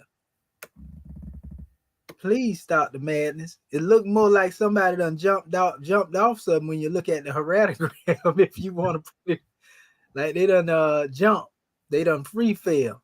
Mm-hmm. But when you look at it, now this first intermediary period, you know, they wanted to reach and try to put that there. Okay, we can get it, what you're trying to do, but we still know better. You know what I mean? Mm-hmm. Because that's a letter and not a person. But this would be more clearly of what they would use in cursive hieroglyphs too. Remember I told you when you see that detail and it looked just like almost some of them things, most of the time that's cursive hieroglyph. Okay. That's the difference between hieratic, because some people confuse cursive hieroglyphs with hieratic, remember? Yeah, okay. I remember you speaking on that. Yeah. So just going down when we're looking this, I don't second intermediate period, 13th dynasty, that still doesn't equate to that. Still don't look nothing like it. And see, that's what would be the more pure hieratogram, the one that don't look like that picture, but one that look most like them. A lot of time that's cursive hieroglyphs. It's really the same thing, but in a cursive hieroglyph, right? Which means they tried to create the cursive hieroglyphs as the hieratic, you know, already exists. And that's how we get into this rut that we in now, where they always trying to compare these symbols, you know, to the actual alphabets, because they mix the cursive hieroglyphs in with the hieratic. Go ahead, bro. And there was and this is, you see this one at the 18th dynasty, it says Tutmosis. Mentioned Peri sole government. Right. Tutmosis. Right. And then I was just going through looking at the, you know, the different, says New Kingdom and you know, character. That was way off in the 19th dynasty down there. Yeah, I don't know what they was thinking. Yeah, that's probably a whole nother sign, even though they put that together. But can you see also looking at this, brother? Because this is what made the European also try to go into what we call the Chinese right. They declare what is it called? Try to make determinatives and all that right there. They got determinative concept from Chinese writing. Wallace Bud pointed that out. But if you look at the Chinese writing and you look at the hieratic, you can see why a lot of people say that the Chinese writing derived from the hieratic. You see what I'm saying? Yeah, like because their calligraphy in each stroke, and that's why I was always thinking, when, you know, looking back at when I ran across, what was it, the Coptic, some of the old Coptic things, even before I, you know, understood what I was looking at. Right. You see the similarity between the calligraphy, the, you know, Chinese calligraphy, and, you know, what you just said with the hieratic, or with the, you know, like this. Because I guarantee you'll find a symbol like this, and even in the Sanskrit. You can go to Mhm. the Sanskrit and see that, you know, most of it traces back is going to trace back to Kemet. Yeah, but see, that's probably why the brother in Japan even became intrigued by these particular expressions in the letter. But that 19th dynasty, man, that's straight. That looks straight like something that come up out of the Chinese or Japanese alphabet, right there. Yeah, it does. Yeah, it does. You know what I mean? Mm-hmm. And you can actually probably find that symbol probably amongst their alphabets if you look deep enough. You know, because they, you know, we already know all of our people took from certain areas. And wait a minute, there were actually some Asiatic people that ruled in Kemet. And I think it might have been during that time of the dynasty right there too, brother, if I ain't mistaken. You know, I think they call them Tao or something like that right there, people in Kemet. I have to go look it up again.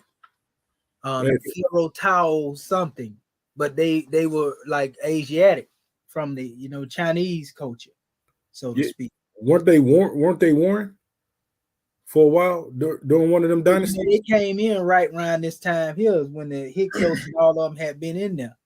But it's definitely some that have that name that we normally see over there in China now, the way they, you know, express those names.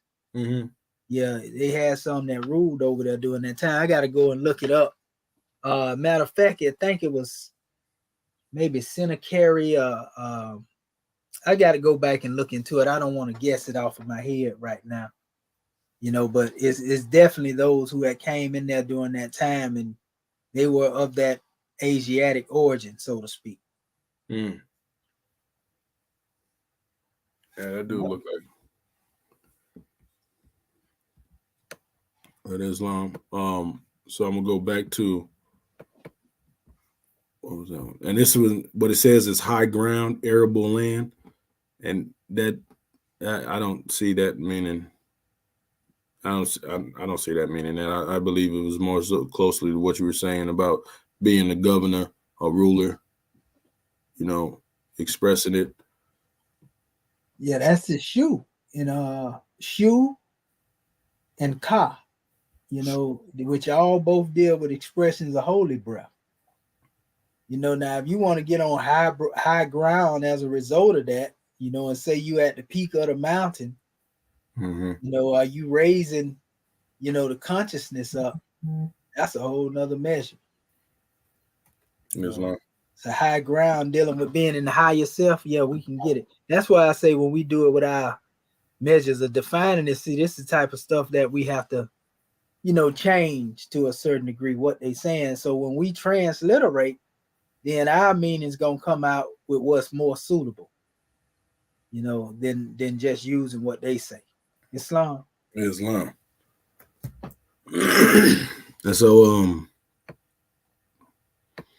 this is another one.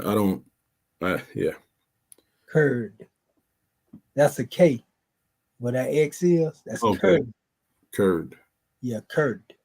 They try to say child, boy. Mm-hmm. Household servant. That's why the European want to say boy, huh? A household servant, a slave, huh? Low key, that's what they trying to talk about. They talking about something. Not man's. and this is the pictogram. Yeah, I know if one seen that right there, you know, now you know that's really Masonic scratching and digging right there. That's where they get that from, but you know, not to the ancestors doing that, but I'm telling you, that's the type of stuff they demonstrate in Masonry right there. But the thing is, some of the old people to say, boy, get your finger up out your mouth. Get your thumb.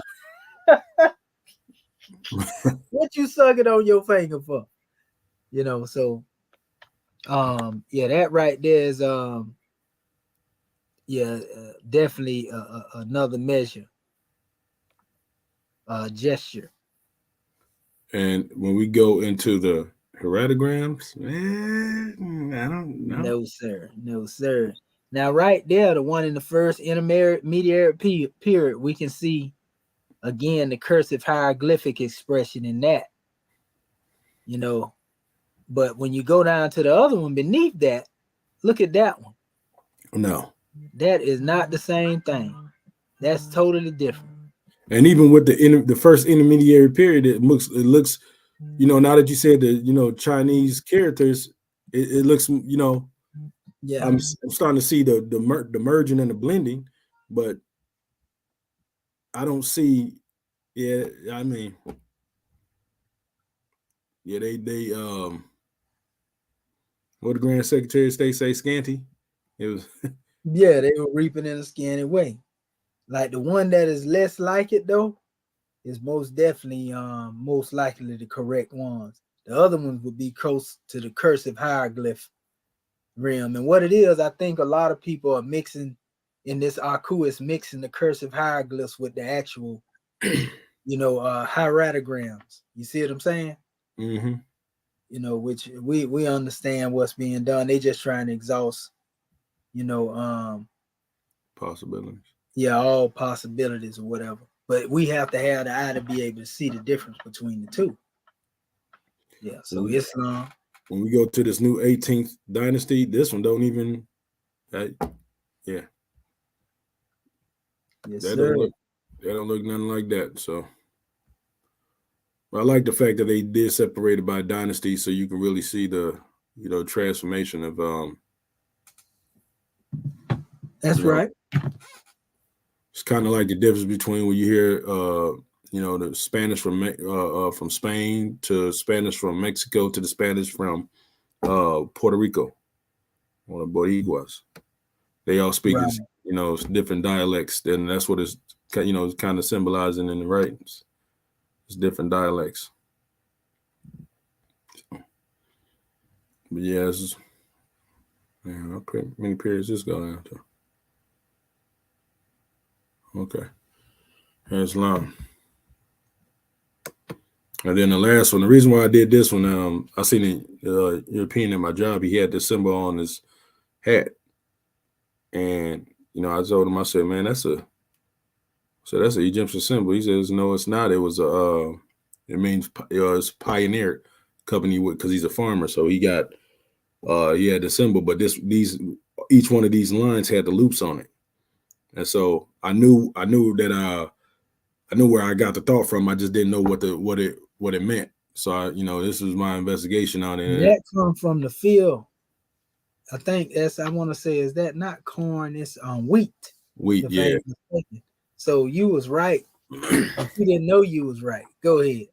Nesut. Okay, Nesut. That's what I was wondering. That's the king. Yeah, that's the name for king.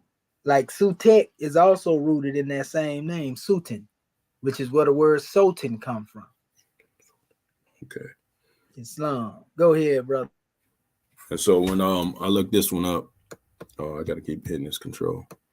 There we go. And this is probably the closest one they got to.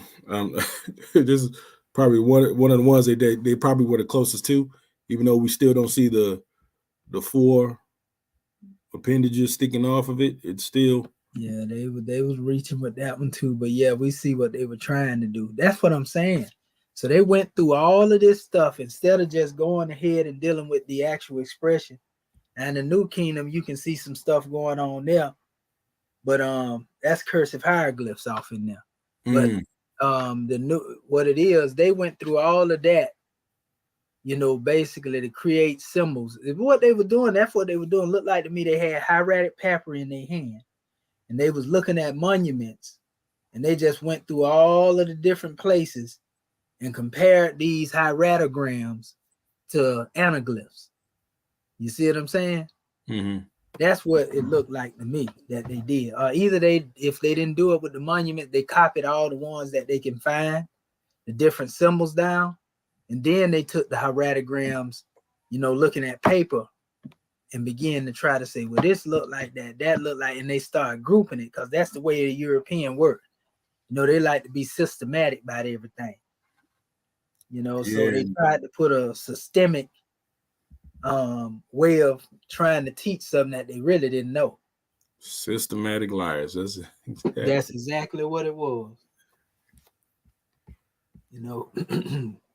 So yeah, this is but yeah, I just did that extra one to see because it was I knew I seen what it was on the and you know, but we see that they still the symbols over here and they put it in their businesses because you know it's from so long ago, so it has some meaning. But to us, not knowing you know our own heritage, it looks foreign to us. Yet it's us the whole time. Yeah, they say it don't mean what it means, You know, and then we be like, okay. You know, that's what they've been doing. Just like the medical symbol, the caduceus. Oh yeah, yeah. You know, you see it all over any hospital you go to. But they gonna tell you it represent what it represents to them. You tell them no, that come from ancient Kemet. That's a symbol. That's the staff of Tehuti. You know, later misnomer it as the staff of Moses in the biblical context. When they say Moses raised up the serpent in the wilderness, yeah. Raise the consciousness up in the wilderness. See there? Yeah, Islam. So I'm gonna stop sharing, and that was the powerful, brother. You did a good job. Islam, gratitude. Islamism without the schism. But that is that familiarizing you though with the heratograms and so forth and so on? Yeah, because now I'm starting to see things everywhere. You know, when you're looking at it, it's not just in the what we're reading, but I'm talking about like observing nature. That's right. There you go. And that's what we have to do when we go and look these things up and we find out what it is. Go deeper into it and go study the thing and what it represents in nature. Some things we'll know what it is off our head, you know, if it's just something common, but certain things require deeper research. And see, this is making you a real scientist now. So just going through ancient Kemet, you can decode and demystify, you know, creation. You're reading the book of creation, basically. And not what the European trying to make an alphabet. Trying to sell us. In fact, being that we go through this and we see the anaglyphs, it also gives one the ability to be able to correct those who are looking at them from an alphabetical standpoint as well. Yeah, we know y'all looking at it like this, but this is what it really is. Islam. So gratitude, brother, for your measure. And brother Marvin Nathaniel Evans Bay. What you doing over? You hide behind that wall like that little anaglyph that we were talking about last week. No, like actually, and this is real. I when I was doing my studying, you know, I got, you know, I was able to say transpose the different anaglyphs and heratograms and go into different levels of comprehension. And so, yeah, so I'm gonna have to come back with it again next time. All right. Well, all is well. Yeah, we give honors to all that has been permitted to be brought forth by the ancestors. Grand drawings that were brought forth by our Moorish kin. And you know, it's always a grand occasion for us to come forth and get these measures. And the same way that y'all looked up the anaglyph scribes and brought them to us, this is the same way. By analyzing these things, you can put, you know, sentences together, so to speak, based upon these things. Again, we're talking about the actual people, places, and things, you know, not getting in the aspect of dealing with the alphabet. And once you understand what the person, what the place, or what the thing is, now you can utilize your metaphysical knowledge, you know, to bring the esoteric into the exoteric. In other words, bring the hidden into the manifest. You know, so that's the purpose of the anaglyph, the heratograms. This is how we become more familiar with them, by going through the same way we did this, and just making that a common practice. And I would say if we begin to look at it from that aspect right there, it's going to make us sharper in the long run. So grand class, family, and everything that y'all brought forth today. So at this time, we're going to open up the floor. I'm going to call for my Grand National Secretary of the State again. That way we can get some insight on what it is that we've done and how far we've come. Islam? Islam. Having already risen and given praise and honor where due, I just want to say much gratitude for this class, to all of our scribes online and to our family listening in. Gratitude to Act 1 and to you, Dr. Shahid, our host instructor, because every time we do assignments, it becomes a little more clarified within the study of the self, and also as far as the more universal picture in reference to why we are here, to aid and assist our prophet in the uplifting of fallen humanity. So it's been a great class, and it just brings additional comprehension, and it every time we go through these degrees, then we have an enhanced comprehension, and we know that it's getting us closer to the goal of even more enlightenment for the self, and also bring this forth to our nation of people and the rest of the earth. I just see, like when dealing with Faku and the Japanese brother, another mode of communication between nations, which is why the prophet was speaking about how we have to link ourselves with the families of nations. So we have to look at the bigger picture and get away from viewing things from a limited view or a selfish self perspective, because, the world is waiting on us. So gratitude for this class, for the assignments that you bring forth, and it does nothing but make us sharper, as you stated. So much peace and love to all my Moorish kin. Islam. That's right. Islamism. And I love that aspect, like you said, looking at it from a grander perspective than the limited view, because that's what they did. When they put that alphabet on there, that like sealed the deal, and it's just straight. All right, this is the letter B. And I'm sitting here looking at, no, but that's a leg. It's something deep about this leg right here. You know that 60% of the oxygen in your body come from the lower portions of the body, so we can go into all them different areas, which the legs in that particular area assist in cellular respiration. We can even go that far, because oxygen is what we're talking about, that is within the body, and this is what a respiration process takes place. And we can see why one is then standing up with their arm raised. You can let the energy just flow throughout the whole body. I'm just giving an example. But if you look at it as a letter B, well, that's the letter B. On to the next one. Then you just imprison, basically many different degrees of wisdom, when you put that limitation on it. That's why we say we got to think outside the box, outside of that material thought pattern. We give honors to you for that grand drawing, Grand National Secretary of the State. Well, all right. Islamism. Are there any other amongst the scribe that would like to come forth and give their portion? Islam, Sister Curta Bay. Islam. Dr. Dendra Ania Curta Bay honors has already been given. Like the guy that said, this I'm enjoying, because if you remember, about a month ago, I wouldn't even touch slate. I looked at that thing and I was like, OMG, I don't know how to use that thing. I don't understand it.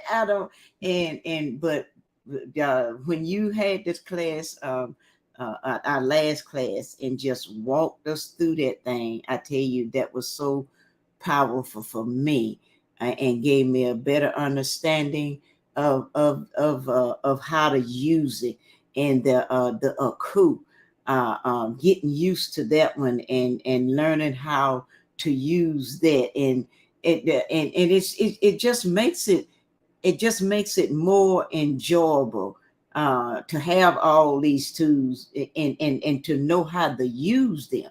Because like I say, you know, I could use the Vegas, the Dixon Dictionary, the Ancient Dictionary. I could use all of them, but you give us better tools.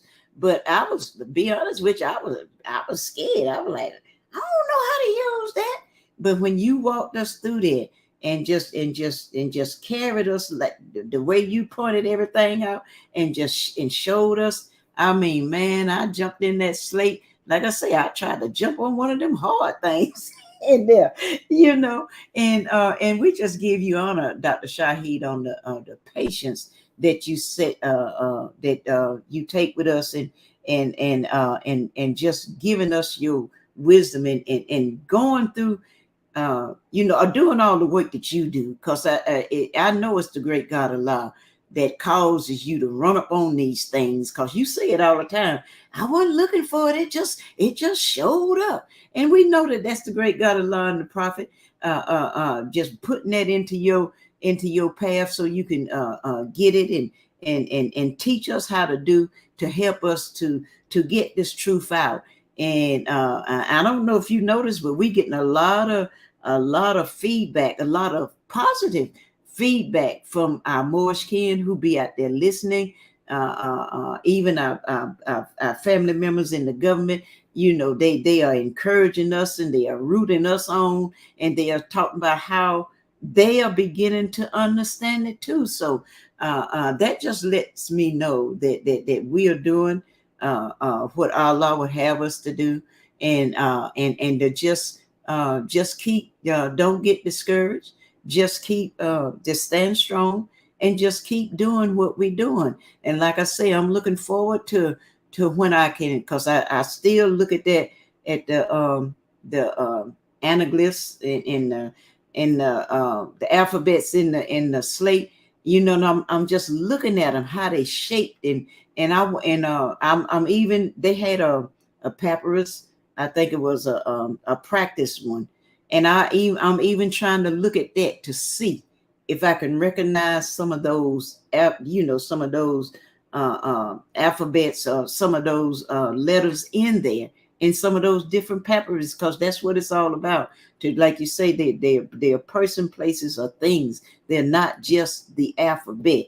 They are more than that, and I'm working on it. And my thing is, you know, to all my scribes, my sisters and brothers on here, and our people who are out there listening, you know, keep coming, keep listening, you know, ask questions, and for my scribes, you know, like I say, you know, we in this thing together, so you know we gonna be here, and we just give you honor, National Assistant Grand Chief, for the time that you take out of your busy schedule and just to work with us. And if we have questions, you're right there to answer our questions and everything. So, like I always say, if you'd have told me I'd have been in class at this age, I would have laughed at you. But guess what? I really am enjoying myself. I really am. It really is fun. I really am enjoying using these tools. So gratitude for exposing me to these tools and this information. Islam. Islam, and gratitude for your listening ear and your inspiration and motivation, Goddess and Queen. We give honors to you as well, because we learn from you all. You know, and yeah, we growing and unfolding together. And the more that we do this exercise, you know, just on our own time, the more familiar we come into the concept of, you know, being able to identify these things as they are natural to us, so to speak. So we give honors to you, Goddess, for that drawing. Islam. All right. Okay, brother Scribes. What have you to say? Islam. Islamism. Islam, and you know, I've always had a kind of like a deep-seated, you know, attachment to this, to this, even, you know, long ago.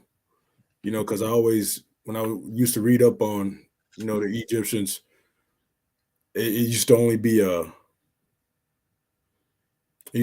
to me like a theory of who we were, and there was no real, you know, real proof of science, because we're listening to from like they say, the people that wrote the part of the, you know, the New Testament, they was like 6 times removed from, 6, sometimes even 10 times removed from the person that they're writing about. So that's ultimately how you can't even say secondhand information. We getting 10th hand information from, you know, ones that are pillaging, you know, our understanding. But I always had kind of attachment to this, and you know, a love for the Egyptian, you know, their whole the culture, because they were the seat of wisdom. Just didn't know how it applied and everything. Now that you're starting to see that the, you know, the puzzle pieces are getting put together, and it's no longer looking far off. It's looking like, you know, and it also gives you a pride in who you are, you know, saying yourself. So that's why I enjoy class, enjoy that we were, you know, demystifying what was once us, you know. So with that, I leave as a common piece. Islam. And I have to say, it makes you unafraid to tackle other things, you know, that you're gonna read up on. It makes it unafraid to tackle things that you know that you normally might not have approached had it not been, because we see that all it takes is some time, some reading, and things of that nature, you know. So Islamism.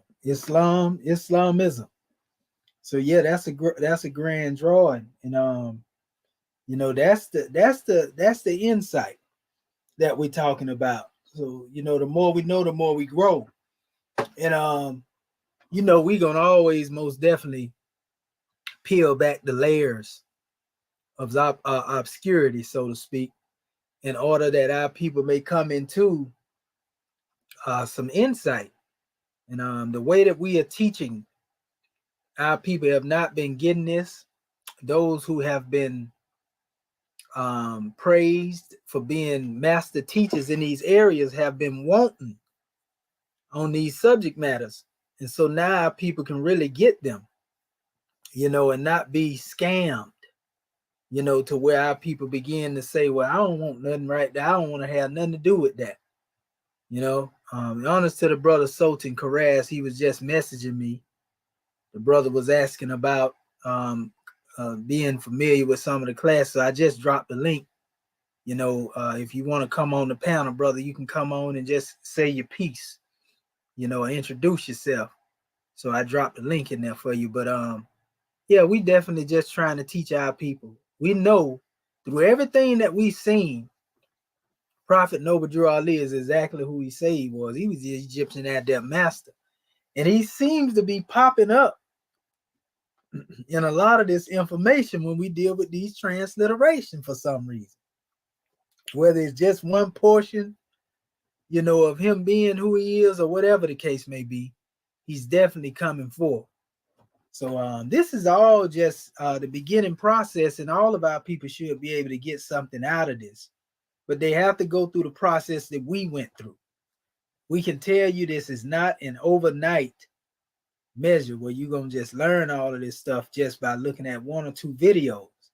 We had to put in work to get this far. Right, Scribes? Exactly. Yes, sir. Yes, sir. We had to do 3 o'clock in the morning. Yes. Yes. Yeah, but I'm telling you, and we still got ways to go, but we are so far beyond where we were. Like That's literally, right. we have went through 4 different languages, you know, in a small period of time. Don't seem like it been long to go through those languages, but this is where we at now. We had to start from a particular point and give ourselves a basis, because without us going through that process, it would have been difficult for me to just start coming out and teaching this stuff. Would y'all all agree? If I would have just started teaching at this level where we at now, I'd be drowned. I probably would have dropped out. Because I'd have been rope-a-dope. I know. Where's the exit door? Yeah, where's the exit door? I'll be making dust. Right. Woo. So we had to literally start from what a language is now in Kemet, which is with the Arabic. That's right. Then we went into the Coptic. Mm-hmm. We always said masterminds are those who have traced themselves back, and thus they know. Right. So we went from there. We went into the Demotic, and we went from the Demotic into the Hieratic. Then we went from there into, the anaglyphs. Mm-hmm. Along with the Canaanite aspects and Proto-Canaanite, which was pictorials, because whether people know it or not, this is like 3 different groups that have drawn from the pictorials or the anaglyphs and created their own alphabet. Canaanite did it. The Mirror Cushites did it. Mm-hmm. Then you got the cursive hieroglyphic thing brought forth by the Ptolemies. But all of these were different things. Some of the similar letters being different. So that's why you have to say, well, what did it really mean? If he's saying it meant this over here, he's saying it meant that over there. Everybody can't be right. No, these are just people that took the anaglyphs and made their own alphabet off of that. But you can't find an ancient chart that the ancestors themselves used by means of making it alphabet. So the only logical situation, plausible, so to speak, would actually be dealing with the Egyptian adept way of it. And it tells us to contemplate. That's what Yehoshua did. So we contemplate the meaning, the metaphysics of the anaglyph. And this is how we come up. And we've been doing good by doing this. All you have to do is understand that you are reading the book of creation. And this is how you read what is called Medu. It's as plain and simple as that. And once we understand that, we say, okay, it's when they put it in this so-called alphabetical form and do this guesswork, that's what complicates the process. But we got something for that because we're working on our textbooks right now. We got a lot of work to do as scribes. But the more we become familiar with this, the easier it's going to be to complete the task. So we just give honors to all of the honorary, that are amongst us. Praise be to Allah, Islamism without the schism. At this time, I want to see if a good brother, Dr. Marvin Nathaniel Evans Bay, had to bring forth, and all is well. Islam, brother. Islam. Yeah. I just want to say, I appreciate everything that you're doing, everything that all the scribes are doing, because I'm sitting back at the moment, just observing and looking at, the different ways that the different scribes and how they, bring in their measures, and just reflecting on my own interpretations, and just got to put in more time. You know what I mean, to bring it forward. Islam. That make any sense? Islamism. Yes, sir. Islamism. We give honors to you, brother. Yes, sir. Praise be to Allah. And yeah, it's a grand drawing. Like we said though, too, also with the scribes, with what they brought forth, if they wanted to, they could actually construct a sentence, with the words that they have come forth with, just by means of arranging them in such a way. And so all of these things right here are extra aspects of the information and knowledge that we need in order to bring some clarity to our people. So it's gonna get very, very interesting, so to speak, as we move ahead. And we still are dealing with the error papyri, but we jumped off of that because we seen that the determinatives, as they like to call them, which we call the anaglyphic heratogram expressions, they can kind of throw our people off a little bit. We already know the alphabets because that's easy to pick out. We done been over it. But it's just it's so many of these different symbols that can be used. And like I said, they really don't stop the show, because even in the way that they try to express them when they trying to so-called decipher or read Medu, these indicators are really just things that are there, more like a picture, to express what's going on. So it really ain't a big issue, but we have to recognize when we come into one of those symbols, you know, and that way we don't get it twisted, and we can actually see what a sentence has breaks in it based upon these things. So they are more really like indicators that that's the end of a particular word that you may be reading in the hieratic. So it's just being able to identify, and we'll know it because we know the difference between, it's only 25 alphabets, and if it ain't one of them, okay, well, this has to be, you know, either a biliteral, triliteral, or what we call, you know, indicators, and they call determinants, you know. So just looking at it in its heratogram form. So that's what the gist of this is, and we're gonna keep moving forward with what it is we demonstrating. It's been a grand class today, family, and we look forward to many more. And our good brother Sultan E.A.R.S, we closing out now, but you can go back and look at the playback. They are all on my page, and also tune in, you know, around 10 Eastern Standard Time in the morning, and we'll be right here, you know, on the manifest. So, all right. That being said, Sister Curta Bay. Islam, Dr. Shahid, and when you were saying that, we got 22 alphabets, right? And it just kind of like more 25, 24, so to speak. Yeah, somewhere in there. But like you say, when I'm looking at them papyrus and trying to decipher which is the anaglyph and which is the alphabet, and like you say, it's just like it stood out to me. If it's not one of those 24, 25 alphabets, then I automatically know that it's going to be one of those anaglyphs, a person, place, or thing, right? Exactly. And this is basically more of an indicator. If you had a knowledge of what you're looking at, then you say, okay, it gives you some context of what you actually read in the hieratic. Yeah. You know, just like the same thing of what a stop sign represents. Stop. Right. You know? But go ahead, sister.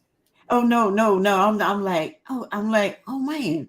It's just like that's why I say you have to keep hammering that thing into it. And then when that light bulb go off, I'll be like, oh wow, okay.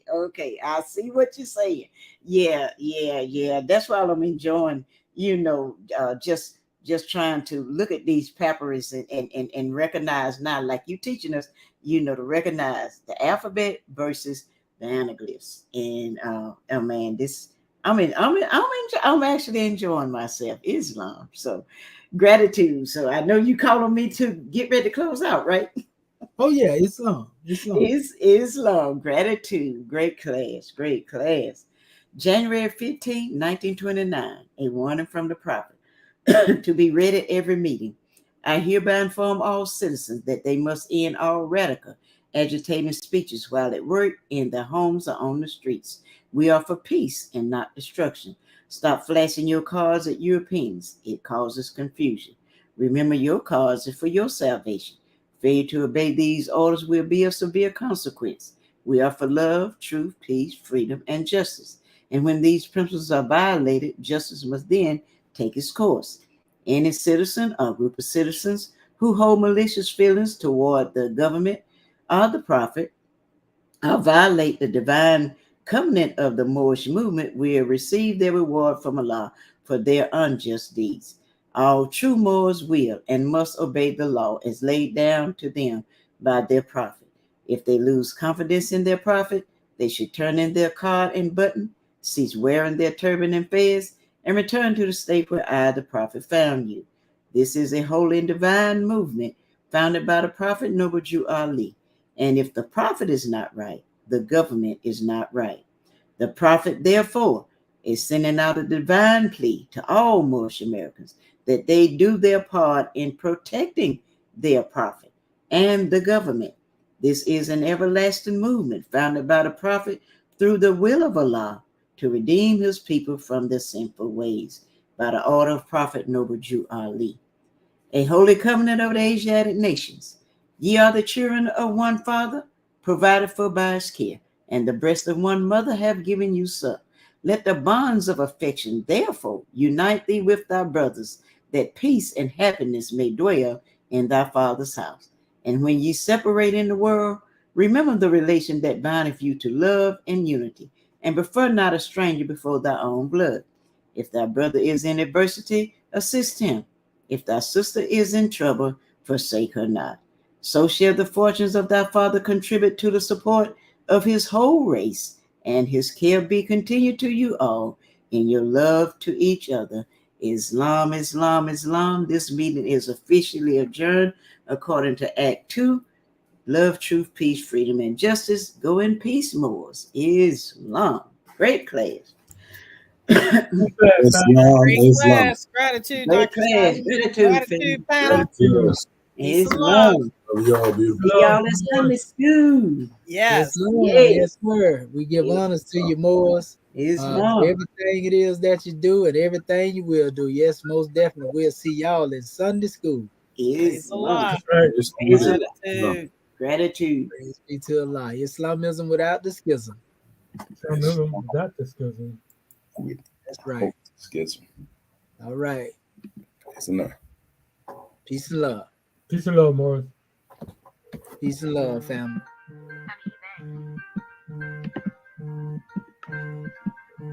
Yeah, we want to give honors to your family out there. And I'm about to pick up Brother eBay. I want to give honors to your brother Sultan E.A.R.S. Stay tuned in, because we got a lot to bring forth. We just trying to make sure we bring it to our people in degrees of the information, in that way that everybody has some understanding. And so keep tuning in, brother. It's going to get greater. A lot of people have no idea on the wealth of the information that we putting out here. And a lot of it is based upon the fact that they're looking at, the concept of, Moorish. But what they fail to realize is I'm Moorish by birth. You know what I mean? I'm actually born, my DNA has that in it. So I ain't up here faking. And also my DNA is of Kemet. My paternal line is connected through Pharaoh Ramesses the greatest pharaoh to ever live. So what people have to understand is though, there's a Moorish aspect of what we call my nationality. My particular way of life is Kemetic. Our particular way of life is Kemetic. That's just like you have plenty of people that's Egyptian and they Christians over there. But we know Christianity started in the West. You got many people that say they're Hebrews, but they live right here in America. You got people say they're Buddhists and they live right here in America. They live outside of where the way of life came from.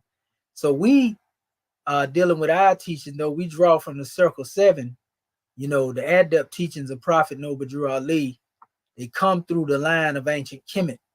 And so we teach that every teaching has to pay homage to Kemet as the origin. You see, and so being that Kemet is not all the way in its original state of being complete, as far as dealing with how things have been torn down, pillaged, and scattered abroad, we are here now to bring things back to where they should be, put order to these things. The text, that's what these classes are all about. We ain't here to give you no pseudoism and make you think, so to speak, that Kemet is taught by all different people in every culture accepts Kemet. No, this is what we accept and what we teach, in the Moorish American government, in MAG. That's what we demonstrate. You feel me? And so people can gain understanding from this, not only from Kemet, but even from what they believe, because we honor what we consider all books of truth. And if there are books out there that have made men, better, I don't care what book it is, as long as we can go beyond the Eurocentric interpretation of it. We ain't got nothing against the European or hating the European when we say that. We are saying that we have to have our own books. It's time to write our own books. That's all we're saying.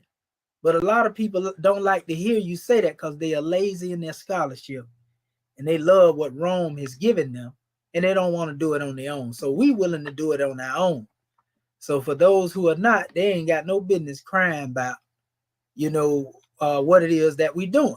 because at least we set out to do the work when most are content with what they have. I ain't content with what I have coming from Rome or the Europeans. You feel me? And so this is why we have come forth to enlighten our people and bring them into a clear consciousness, you know, of the reality of what it is that we all have been looking for.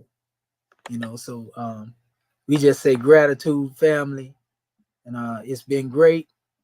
And at this particular time, we're gonna close out, but come forward, tell people about the channel and what we demonstrating over here so everybody can get some of this good teaching.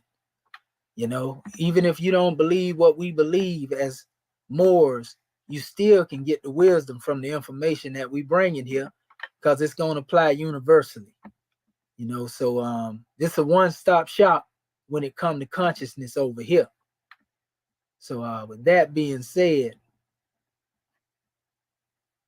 I'm gonna bring this demonstration to a close. So peace and love, family.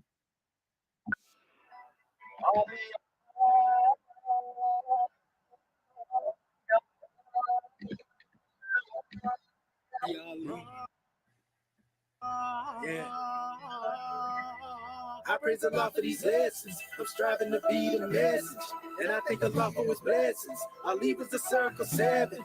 I praise Allah for these lessons. I'm striving to be the message. And I thank Allah for his blessings. I'll leave us the circle 7. I praise Allah for these lessons. I'm striving to be the message. And I thank Allah for his blessings. I'll leave us the circle 7. I praise Allah for these lessons. I'm striving to be the message. And I thank Allah for his blessings. I'll leave us the circle 7. I praise Allah for these lessons. I'm striving to be the message.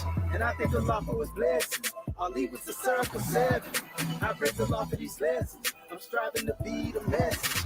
And I thank Allah for his blessings. I'll leave us the circle 7.